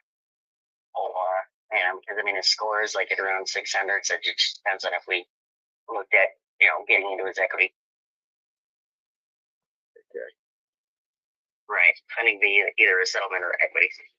But if I do funding through the settlement, then I gotta do the whole judge and court thing and blah blah blah blah blah. You know, and they rip them off for 100 grand or something like that to pull out 150 grand. If they want their interest, you know, selling settlements never get to fill out. It's just better annuities. It was if I tried. It's just better annuities, you know, there's office annuities. Okay. And try to get an advancement that way because interest will be a lot less because their interest is like 9% versus depending on what kind of either equity loan or HELOC or something you can get into, but you need to 620 right now. You get put 620 with that and usually fix it. So we're just kind of looking at options. You know, thing with time. I mean, but it is a gorgeous property. There's shit, there's trees around here.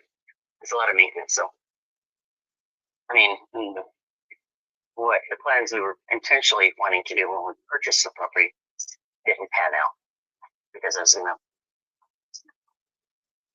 gonna be like hosting bands. I was gonna be doing events. I was gonna be doing a lot of social things in regards to the community. But based on with his injuries and stuff, and the more in depth he gets into it, it's like we can't have certain people around and certain things, and he's like schizophrenic and schizophrenia is gotten a little bit intense. So, jeez.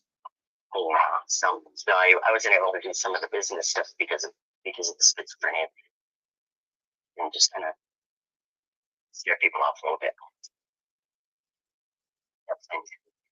But yeah, because when he was 25, he was hit by a truck to get a brain injury, and now it's progressed a little bit with the frontal lobe and his schizophrenia is kind of reduced. Yeah, got a little bit of the rest of them. Yeah. Maybe figuring out to put him in because like he says, well then mom, let's just allow find me a community that I can live in, like the one in Pomona, which is for people with brain injuries.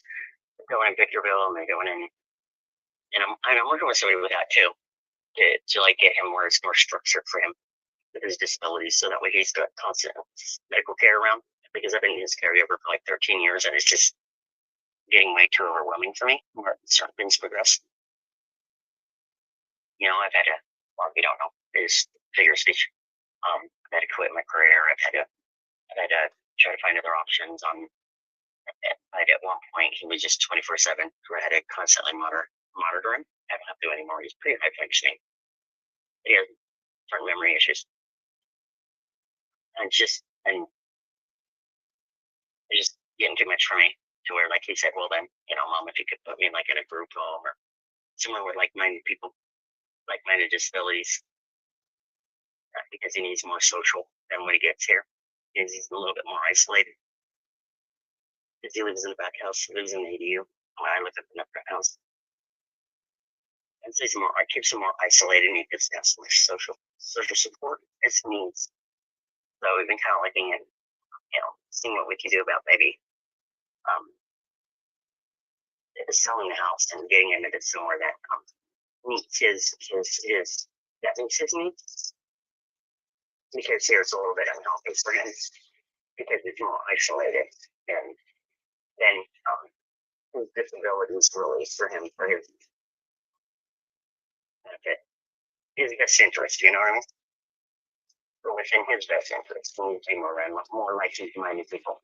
I'm now start having more like social workers or therapists around him. Then I think he has to be,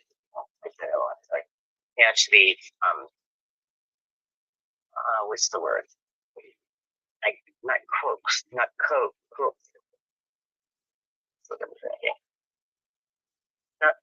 to do something, but that you have to like coach. He has to be more coachable now. Whereas before, it was hard to explain a brain injury. And he doesn't have like the initiative. And then so you start coaching him to guide him in a certain way of his interest. So at this point, he needs more social and more like-minded community with the brain injury. He needs more therapists around him now. He needs more initiative, people that can, help him more. Social activities, mental activities, stuff like that. So that's the way we're kind of looking around on, selling his property, because it is his property. It's not mine. It's his.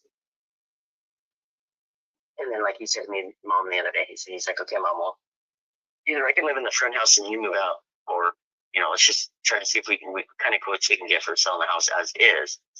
And he's like, and then if I can live in a community, you and dad can be over here. He goes, you guys have been my caregivers for like this 13 years. He's like, I want to live more independent.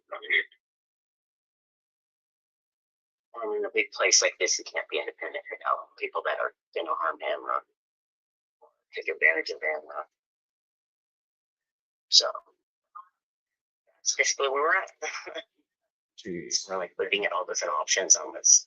His best interest. She just read the place and has to be done with it and get him into a community home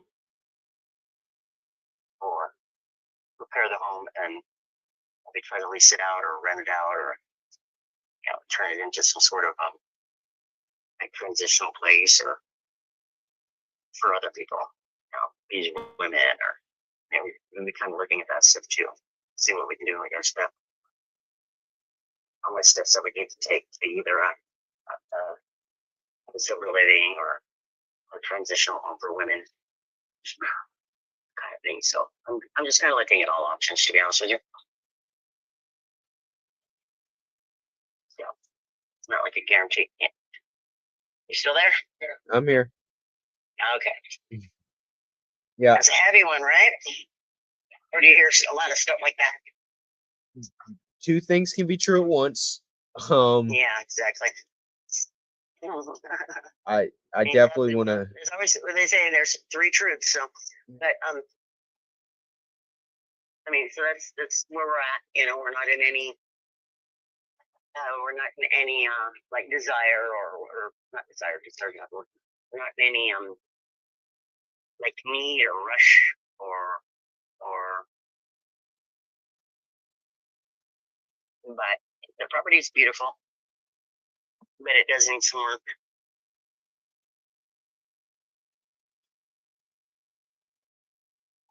And honestly, I'll give you an honest estimate. It probably needs anywhere between 75 to 100 grand for the repairs with the fence.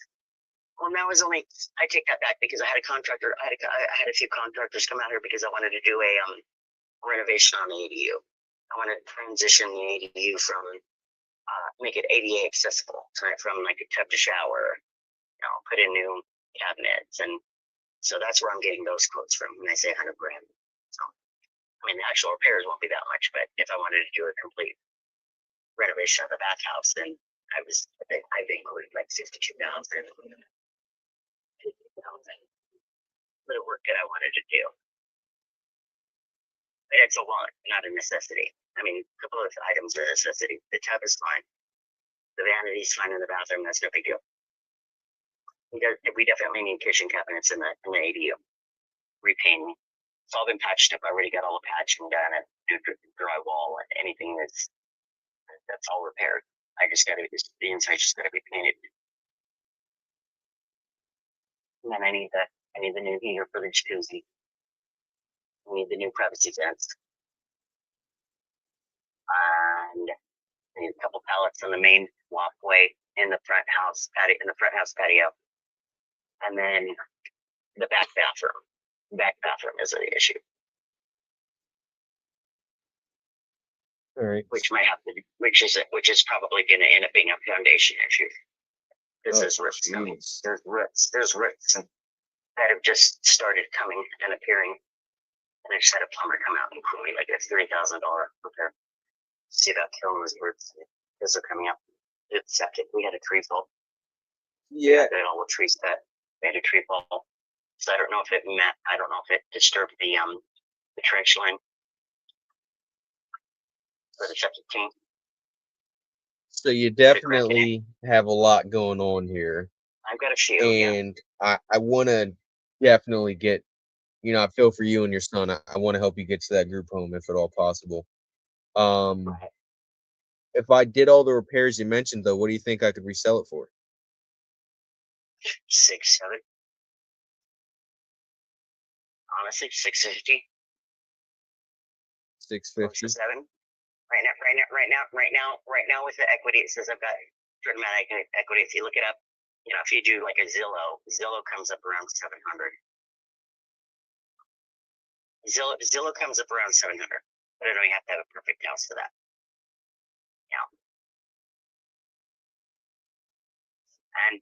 And depending on what you want to do and the kind of repairs you do, I would estimate maybe 100 grand, between 75. Unless you know your contractors and you got that handshake with them, you got your team. which you probably already do since you're an investor. So, did you happen to You get see any prices sort probably of lower than I would. that is for the most part true. I still have to hire GCs and stuff like that, though. I know. I know. I mean, have you seen any sort of comparable sales or anything like that, though? Because you know what the A stands for in Zillow accuracy. The accuracy on Zillow is bunk. You know, I mean, if you have an assessor come out, name it level 2, or it's worth less than for sure. No, all jokes aside, though, you might be right about the 600. I'm just not seeing any, and I kind of wanted to see if you might have seen any, or even with the 5. I'm sorry, what? I was saying, all jokes aside, you might be right about the 600. I'll be honest with you, I wasn't seeing anything for sale or sold with that, or even with a 5 in front of it. Well, that's what I was saying. Between like 6 and 7 in perfect condition, not some of the condition that is in. So honestly, for us, probably 5, 450. I just want to get the debt paid on the mortgage, give him a little bit of time chump change to, maybe put a down payment on a condo or get him into the community, get him into just some sort of I'd say group home. That sounds so true, because like in Casa Colima in Pomona has Victorville, which is if you're completely like you can't take care of yourself, and then they have one in Death Valley that is a community where they have doctors on staff, they have therapists on staff. They each have their own apartment condo, like a duplex, like a condo, and then they take them on trips and keep them active. And there's like a lake there, and they do horseback riding, they do horse therapy, they do, and that's someplace that I would like him to be able to have accessibility to, or something like that that's more beneficial for his mental health and his disabilities. Because I'm getting older. I'm getting older, and I don't want to live my entire retirement, honestly, taking care of him, being his caregiver, because he's very demanding. It's rough. It's very rough having a brain injured schizophrenic. It's grueling, and I've been doing it for like 13 years now. So it is a little grueling. So but yeah, we were kind of lowballed at 320. Get out of the mortgage, give them a little bit of pocket change, 50,000, 100,000, boom, we'll be out of here.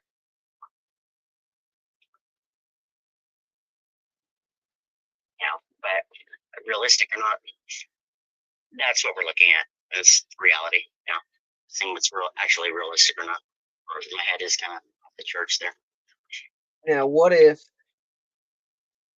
and I'm not even sure if this is going to work. What if, and I'm not even sure if this is going to work, but I don't want to go to one of those investors that say, "Oh, we'll give you funding. You don't have to pay for 20 years, and off the equity and percentage," because then they end up wanting the home. They'll end up getting nothing, anyways. I've researched a few places, a few things. Yeah, a potential solution here is to buy this subject to and put. What does that mean? So pretty much, I would buy the house, keep the mortgage in place, and put some money in your pocket. And I say this because everything I'm seeing is around the 300,000 or 400,000 mark. Right. And that's what I was, and like you said, 320. I can show you some documents if you'd like to walk the property. You're welcome to. If you'd like to talk to him, you're welcome to, when he's in a good frame of mind, because right now I think he's in schizo behavior this week. He's a little bit paranoid. No, I haven't said anything about the cigarettes and everything. You can probably go check on him. He hasn't said anything. He hasn't said anything that anybody's on the property today. Yeah. I'll probably get a phone call like 1 in the morning saying there's somebody walking around the property. Sure. Right now he's in a paranoia mode. He's in like in a paranoia stint right now this week, where he thinks people are on the property right now. Yeah, it's unfortunate. Yeah, it really is unfortunate. And it really is. I mean, so if I buy this, Well, why don't you come look and see if it's even worth it? I mean, honestly, the property is beautiful. I mean, it really truly is. And there's so much that can be done with this because it used to be an Airbnb before we purchased it, but it does need some repairs for sure. we will come check out the property eventually. I'm just trying to make sure that I can be a viable solution for you guys here. So if I were to buy this, let's see here. It would probably be subject to the existing mortgage because your interest rate looks pretty enticing. Our interest rate is fantastic. Our interest rate is 3.0375 or 3.375. And then we could just put some money in your pocket and get him to that group home compared to me coming up with all that money cash and then also having to do the rehab. Right. So that would mean you would continue with the mortgage payments and keep the loan. Yes, ma'am. Right. So that would basically be owner financing type thing, or no. Can you hold on a moment though? I do have to go to the restroom. I'm gonna put you on mute. Okay. I put her on mute real quick, Caesar. Yeah, you gotta clean that up, right? So it's like, hey, look, here's the thing. You're pretty much asking for retail price. I can buy, you didn't say this, I can buy a house right now in your neighborhood at that purchase price you're asking for, and I don't need to put $75,000 a year. So in order for this to make sense for me, I need to buy this as a subject to, because then it frees up the cash for me to put in the 75K. And it's a win situation for you because I can put some money in your pocket to get you to that group rehab or whatever he's going to. It's the only play here. I think the salmon is done. Yeah, you got me right at dinner. Just think it's the salmon. Now that I realize it, I have Donovan's name. I don't have yours. My name is Michelle. Michelle. All right, so Michelle, yeah, the reason why I was bringing up that as a solution here is pretty much if you look on the market, I can buy a house for that 300,000 to 400,000 mark, and I wouldn't have to put the 75K into it. So me buying it subject to the existing mortgage allows for me to be able to put the 75,000 into it, as well as get money in your pocket, so we can get your son off to the group home or whatever other terminology you want to use to call it. Right. Community. Yes, the Because community. they have communities for disabled people. Community. But, so I'm looking around to where he could, because he even said that, because like I told him, I said, you need to be around like-minded people. You have a lot more fun. You're more socially isolated here. And it's not really good for his health and his mind. So, if you'd like to take a look at the property, that would be also good too. Like you said, leaving the mortgage as it is because the finance rate is fantastic. If you're making payments. So we will come check out the. Leased it out, you'd make your money back anyways by leasing it out to make the mortgage payment. We will come check out the property. We will come check out the property just once I figure out what it is that you guys actually need. How much do you need in your pocket to be able to get your son to that community? I'm researching that a little bit more. I'm working with somebody right now who also works at group homes, so that way we can try to buy out his annuities, so that way he owns them because of his lifespan on the annuities. And I think he's going to live longer than the lifespan that he's got. And after, there's no guarantee for any of his beneficiaries. So I'm trying to get it to where maybe he can own his own. Yes, a chunk of it's actually going to have to come out, unfortunately. Right now I'm researching. I've got a team trying to see if there's any underwriters that will, like health underwriters that will be able to do that for him as well. In regards to, because he gets like $7,200 a month. in his annuities. And that's just interest. Off of his 2 of them, that's just interest. That's not even delving into what was deposited. So I'm trying to get it to where he actually owns them because he's only got like 10 more years on his lifespan and he's in good health.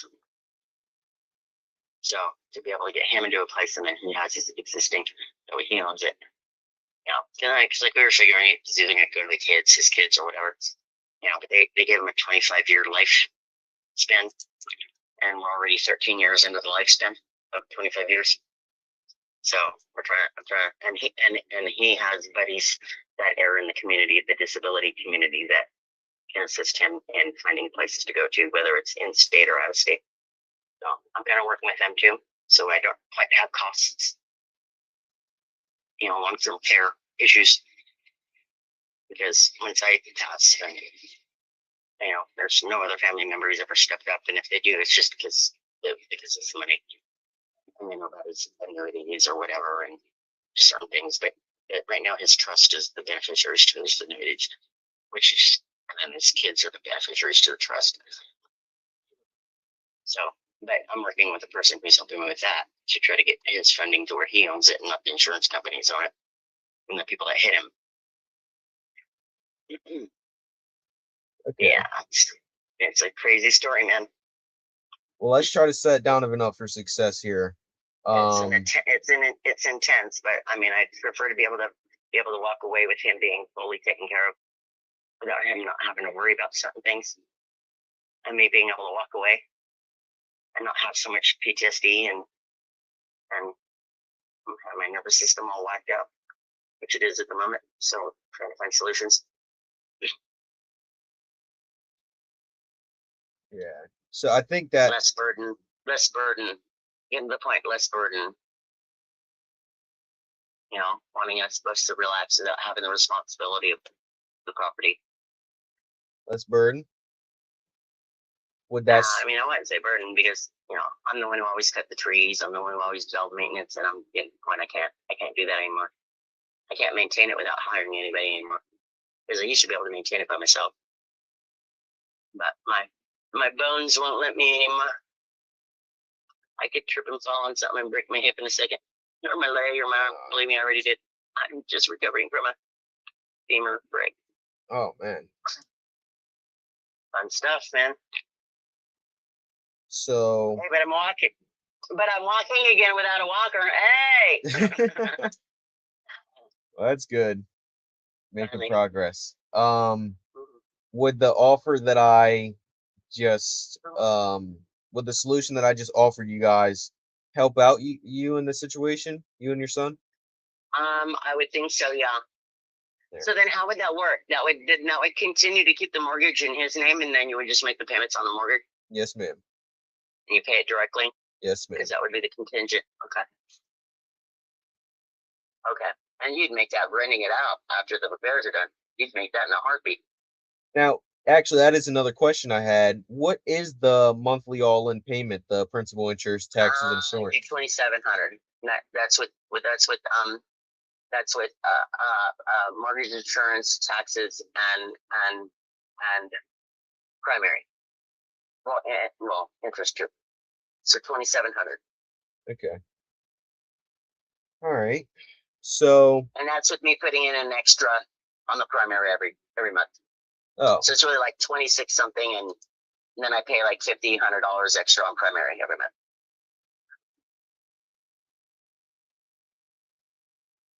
All right.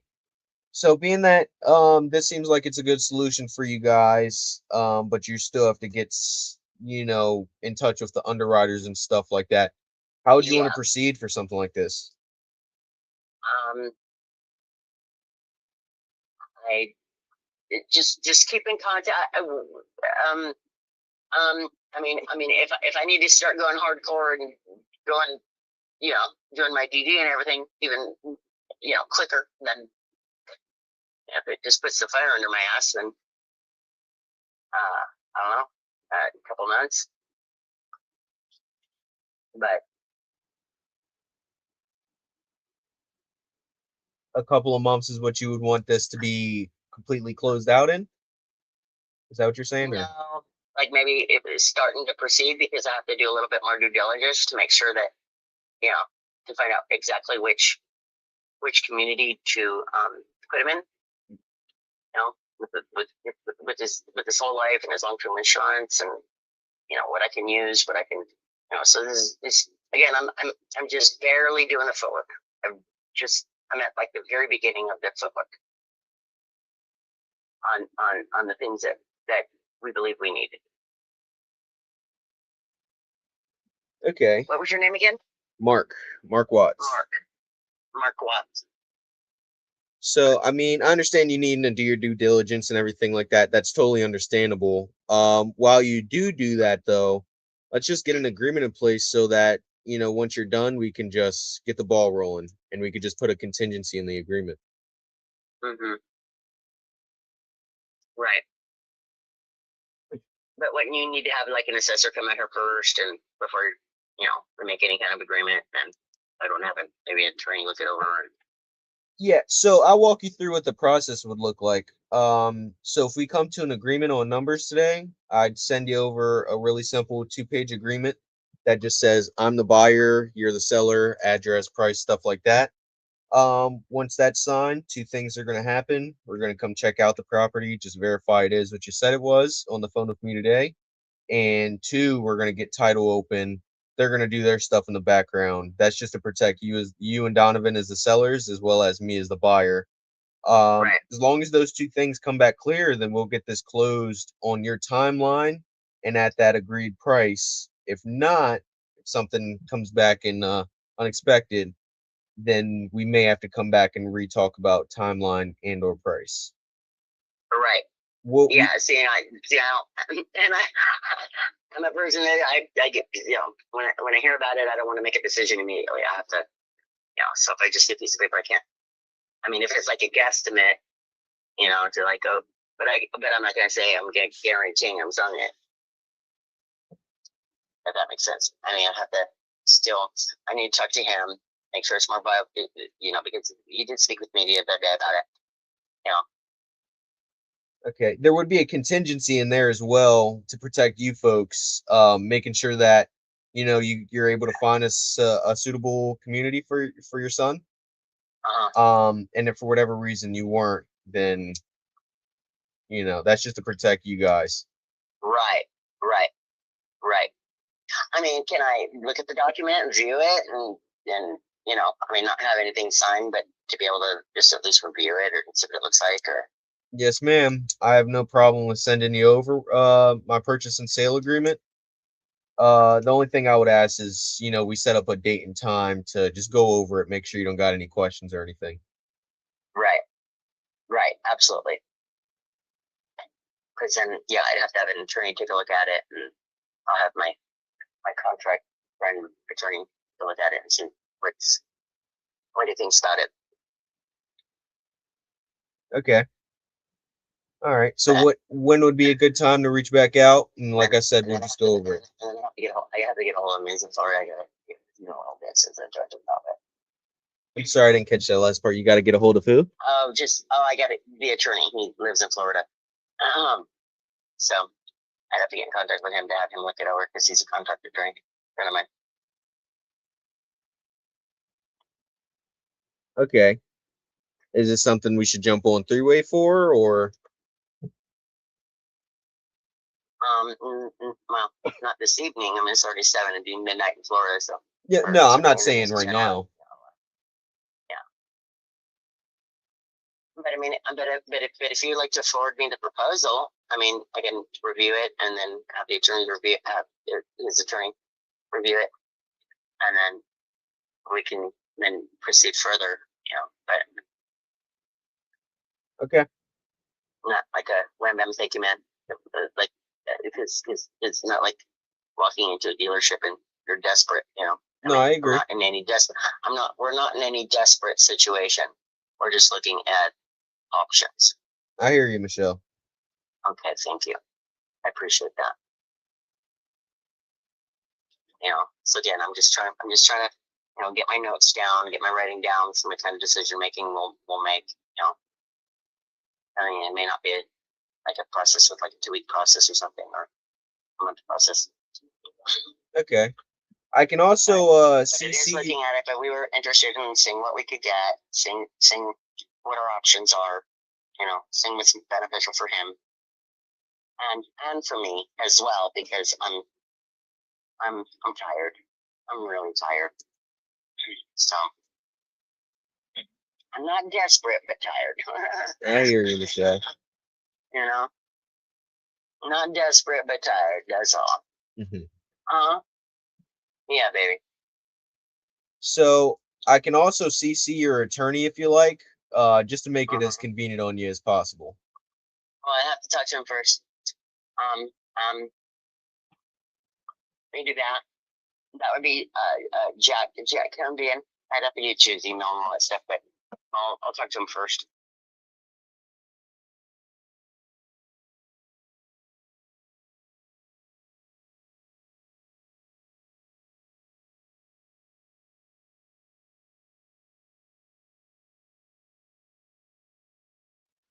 Okay.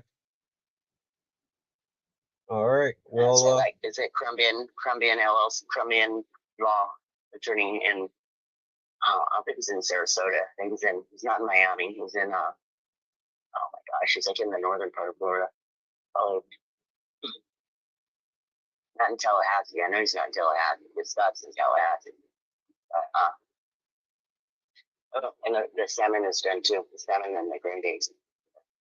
So, but yeah, we're just kind of like in the very initial stages of trying to see what is in his best interest.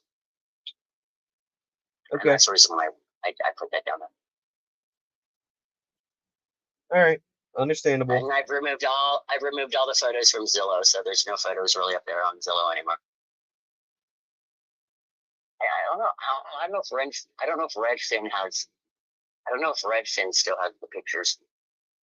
Do you have the picture still? Well, I can give you like a picture of the back area of what I took yesterday. Hold on a moment. Are you on a cell phone? Yes, you can send them over to this number. I don't need them right this second, but it does make things easier if I have pictures. What, baby? If you come home late, you're going to be in trouble. So you don't have time for dinner? That's right. You should have brought your lady over here, baby. Sometimes you can come have dinner, baby. Come have dinner. Now I got that damn song stuck in my head.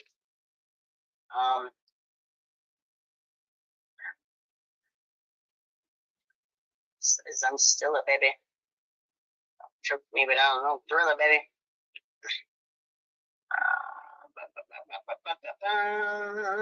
Let me see if I can find something. I don't need them right this second. I'll text him. I'll text him after I hang up the phone with you. Okay. Send you some photos. All right. Now, just so that I'm clear, so I know where I'm sending this.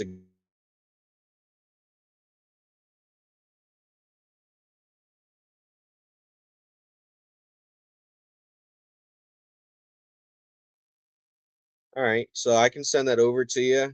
Okay. Just so that you know exactly what you would be signing if we moved forward in this process. Perfect. That would be wonderful. All right. And how have you viewed photos? Have you done like satellite photos or drone or? I've done Street View. I can't find pictures anywhere else yet. Yeah, Street View is just going to show you the trees. Yeah. It's an old satellite Street View.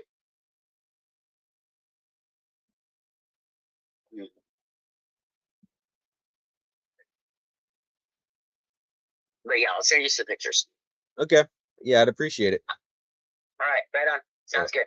Alrighty. Have a good one. All righty, you have a wonderful. And where are you at? Where are you located at? California? I'm in New Jersey. Oh, you're in New Jersey. I got a Joshua Tree then. I got a partner out in California though. Oh, gotcha. Yeah. Okay. What made you want to interest in Joshua Tree? I'm interested everywhere. to be honest. Gotcha. Yeah. Right? It's kind of business I would love to be in. Teach me, man. Teach me. Serious. I need it. We'll get you set up after this. Him, anyways, not me. I have nothing. I own nothing. But getting just my clothes because I'm a damn clothes whore. Sorry. You heard it. I can't have that. My whole bedroom is a damn closet. Yeah, I'm a thrifter, so. All right, so I'll get this agreement sent over to you. When do you think I should follow up with you at? I guess I do what you do. I flip clothes. I don't flip houses. I flip clothing. No, seriously, I'm a thrifter, and then I turn around. I'll flip clothes. Oh, that's good. I'll flip houses, so I didn't flip clothes. And people all the time say, "Oh my God, I let that out there." I was like, "Dude, free? $2? You know?" Mm-hmm. I hate wearing anything brand new. It's got to be good and worn and old. Vintage. All right. So Michelle, I'll get this sent over to you. This agreement tonight. When do you think I should follow up with you at what time or when? Maybe give me, I don't know, maybe at the beginning of the week. Alrighty, will do. That way, give me a little bit of touch Donovan. See what he thinks. Show him. See if I can get a hold of Jack. If he can read it over. He's like that. Well, I'm assuming that Jack won't respond on a Saturday or Sunday. So what I'll do then is I'll follow up with you on Tuesday. That way you have Monday to have a conversation with them. Okay, sounds great. All right. And what time typically works for you? I'm available. I'm all the time. All right. So let's see here. Tuesday. Give me 1 second here.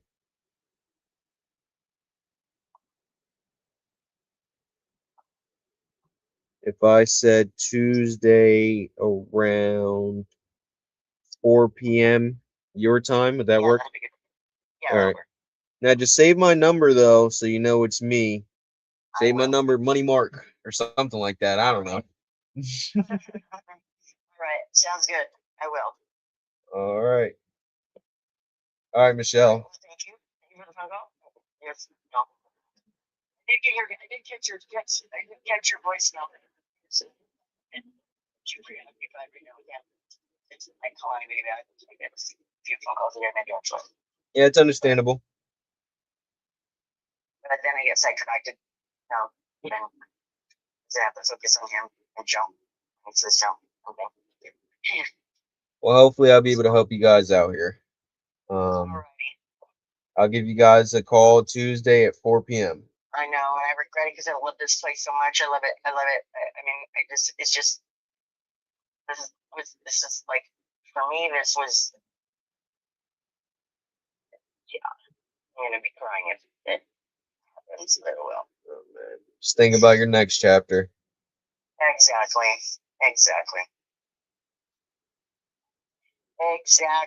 You get that darn emotional attachment. But yeah, this would have been an awesome forever home, but that's what it is.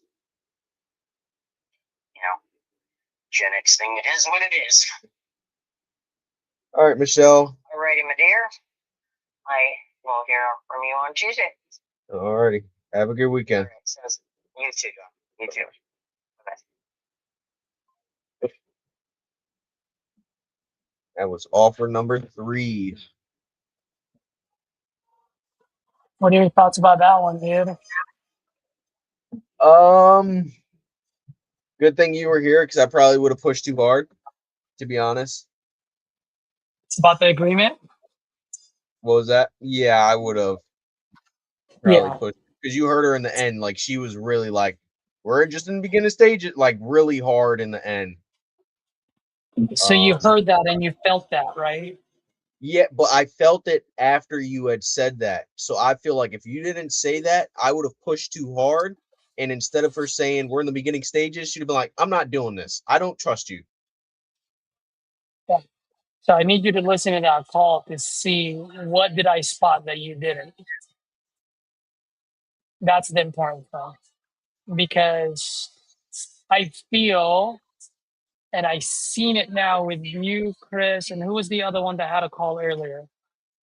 It was you, Chris, and who else? Who did I help? It was just you and Chris, huh? Yeah, Did I you help helped someone else? Chris too. No, I don't think so. Oh, Chris had 2 calls. It was the New York guy. Yeah. So I feel like you guys, and by the way, this is just kind of like the evolution of a closer, right? Feel you're in that stage where you're good, but you're not hearing all the verbal cues. Like, and I'm gonna talk to Chris about this, and then as well, like if you listen to his call, like what was the verbal cues that New Yorker guy said in the very beginning that made my light switch just go like this? He missed it. Which was the guy he was like, I bought it for 100. I'm willing to sell it for 80. If that doesn't scream motivation, and the guy was talking, he's open, right? So for me, those are verbal cues. Like, something's happening here. What is it? And that's why in that moment when he put him on hold, that's why I said, "What do you have, Chris?" Right? I said that. I don't know if you were listening. I'm like, why is he selling? He's all the way in New York. So what? What do you have? He was gonna anchor him, but anchoring him, he doesn't have anything. He doesn't have any leverage points. And so once the guy says no, where would he have gone? Nowhere. And so that's why I had to jump in on that one. For this one, you got to listen back to your call and look at the verbal cues that you might have missed, so that you can be better on the next time. This is a good call, man. You did a lot of things that was really good. You know, I guess my question to you is, in the beginning, where were you stuck? You were stuck somewhere. Were you stuck on the numbers? Were you stuck on where to take it, or what the strategy is? Or maybe I'm just talking out of my ass and you were never stuck, and that's okay too. I can be wrong. I don't think I was stuck. I might have been stalling to try to figure out where the numbers needed to be while you were running comps and stuff like that. But I wouldn't say stuck, like I don't know what to ask, I'm lost and stuff like that. I don't know. Yeah, no. You weren't stuck that way. No. I'm sorry. I didn't mean stuck in that way. I meant as far as numbers wise go. I mean, yeah, 'cause I pulled it up on PropStream. I see 2 places sold for like 1.1, but they're retail stores or something like that. And then I see the Zestimate is 6 something, and then I see the actives are 3s and 4s. And I know that she has that ADU in the back, so I'm like, is that why? Or so I was a little lost on that, yeah. Okay, perfect. So right then and there, why did you get lost? Because the ADU.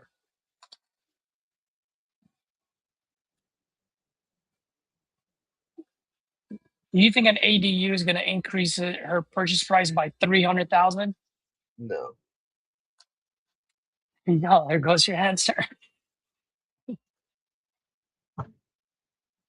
I didn't think it was going to increase at 300,000. I just didn't know how much you would increase it. Okay, so let's just, for shits and giggles, what do you think the ARV is with the ADU? Just throw a random number out there. Just throw a random number. Doesn't matter. 500, say. Perfect. 500. And now, how much did he say you need to put in there?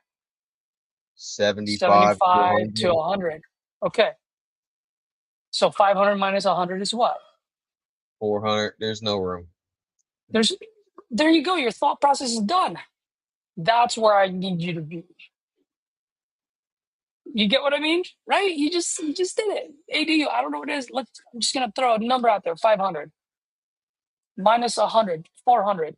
They owe 340. I haven't even done closing costs, holding costs. Right? There's no room. So that means what? The only potential solution is sub 2 if the interest is good. It just so happened that it is. And because it's California, someone might someone might take it sub to even with a $75,000 to $100,000 rehab, just because it's California. Do you see the pathway there now? Or I mean, if you had that pathway, please tell me. Maybe I'm just making assumptions that I don't need to be assuming. Well, to be honest, it's California, so that's always going to throw things off. I'm still not seeing, even with the ADU, say you run them both out for 1,700. What's that put you at 34? Mm-hmm. Your PITI is 26.5. I feel like that's still pretty tight, to be honest. Once again, it's California, so y'all do crazy things out there, but It's pretty tight, but here they really, I mean, they play the equity game. They play the long-term equity game. So anywhere else in the country, you're right. Even on the rent side, like there's no. By the way, in California, you never get 1%. So don't ever look at 1% rule in California. You know it doesn't happen, right? Like 99% of the state, it doesn't happen. Well, maybe not 99, but 90% of the state, it doesn't happen. You know why, right? why is that? Think about it. Average price here is like 900,000. So what's 1% of 900,000? $9,000. So that 1% rule is gone in California. So you're looking at someone now has a property in Joshua Tree, which is great for Airbnb, by the way. A lot of people go to Joshua Tree for $100,000. I want to know if this road is still dirt too. Huh? Because this road is from 2008, but it's dirt on Street View. That's probably Joshua something. Tree's Joshua Tree's a desert, so there's gonna be dirt road everywhere. But where in California can you buy a house with an ADU for 100,000? That is very, very enticing. Now, at the end of the day, the numbers may not make sense, but I'm taking a shot on that all day long. Now, if that was Alabama, no deal.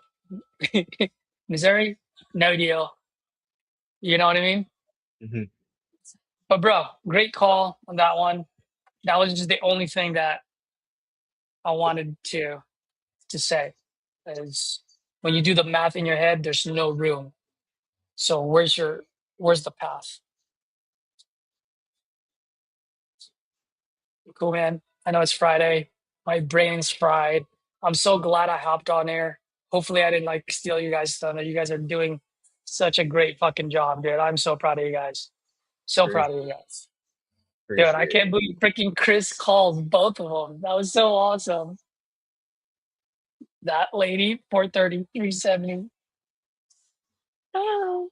All right, man. I gotta go. I'm sorry. I'm just rambling. I'm fucking delirious. I'm about to call it myself as well. Well, hold on. I might have like a handful more property or fizzy leads to call.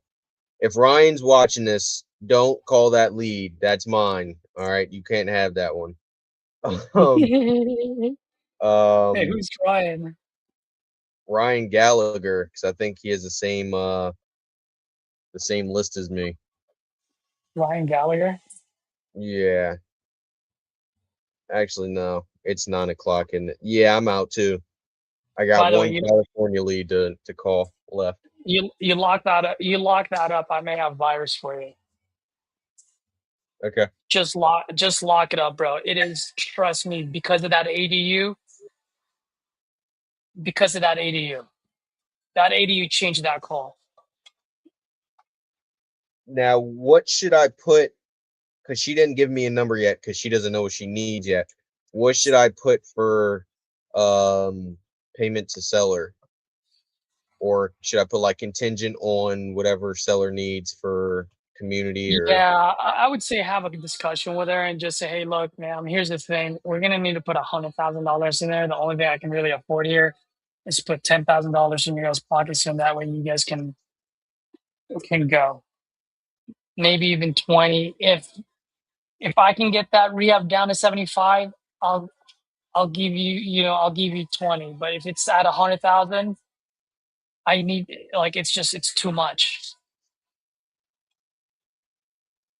Yeah. So you really just have $10,000 to $20,000 play there. Now, also another thing too is it is possible. I don't know if you should, because I didn't hear the whole conversation, but you might find a way to insert yourself as, hey, I'm not going to buy this. I'm going to wholesale it. I just don't know how you're going to do it yet.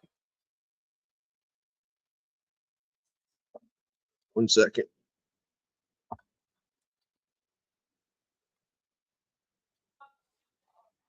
Yeah, I'll figure that out.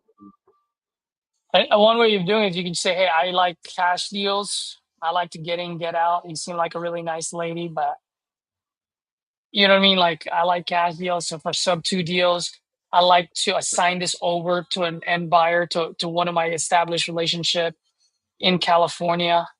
I have a few guys out there who buys, who flips, who rents, who does Airbnb. It would be perfect for them. The terms don't change. The only way. Oh, yes, that is one thing. I'm sorry. And this is going to be the last thing I'm going to say. That is the last thing that I wanted to talk about. You know where you screwed up on that call, right? You were so good.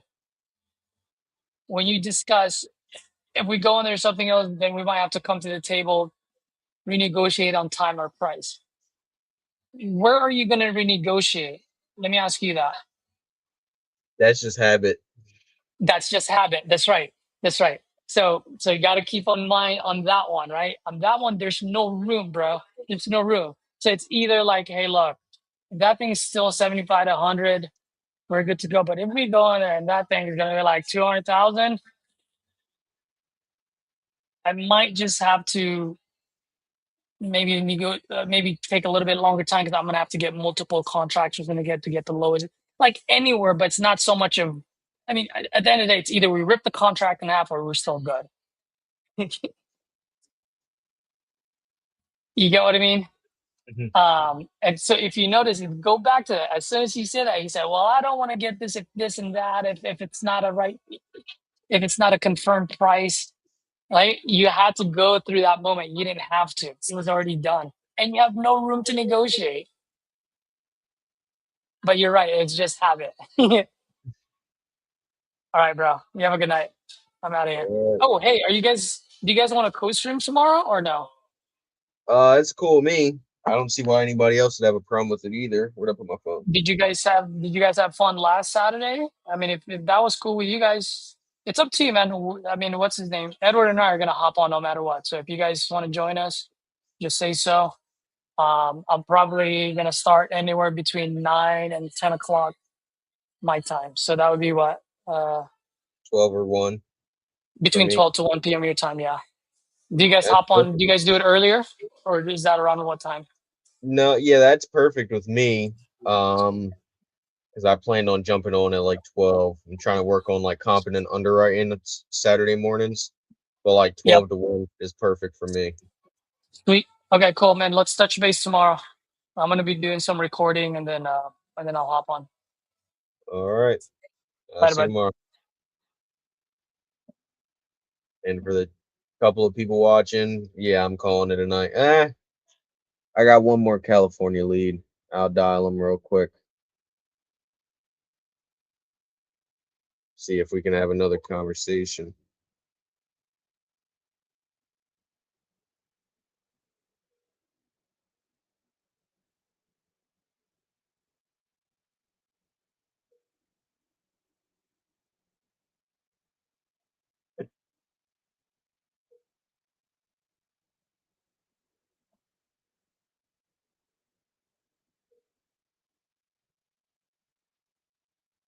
Hi, this is Vicki. Please leave your name and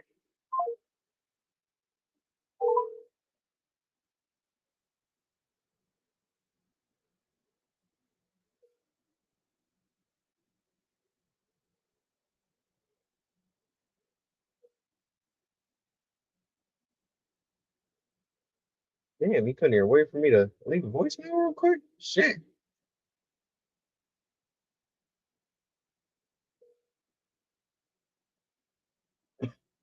Hi, this is Vicki. Please leave your name and number clearly, and I will get back to you as soon as possible. Have a fantastic day. Bye.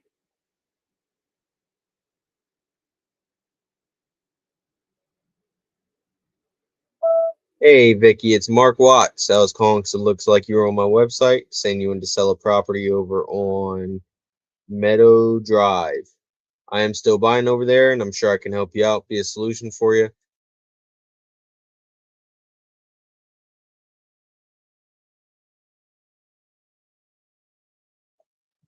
All right, folks, we're calling it a night.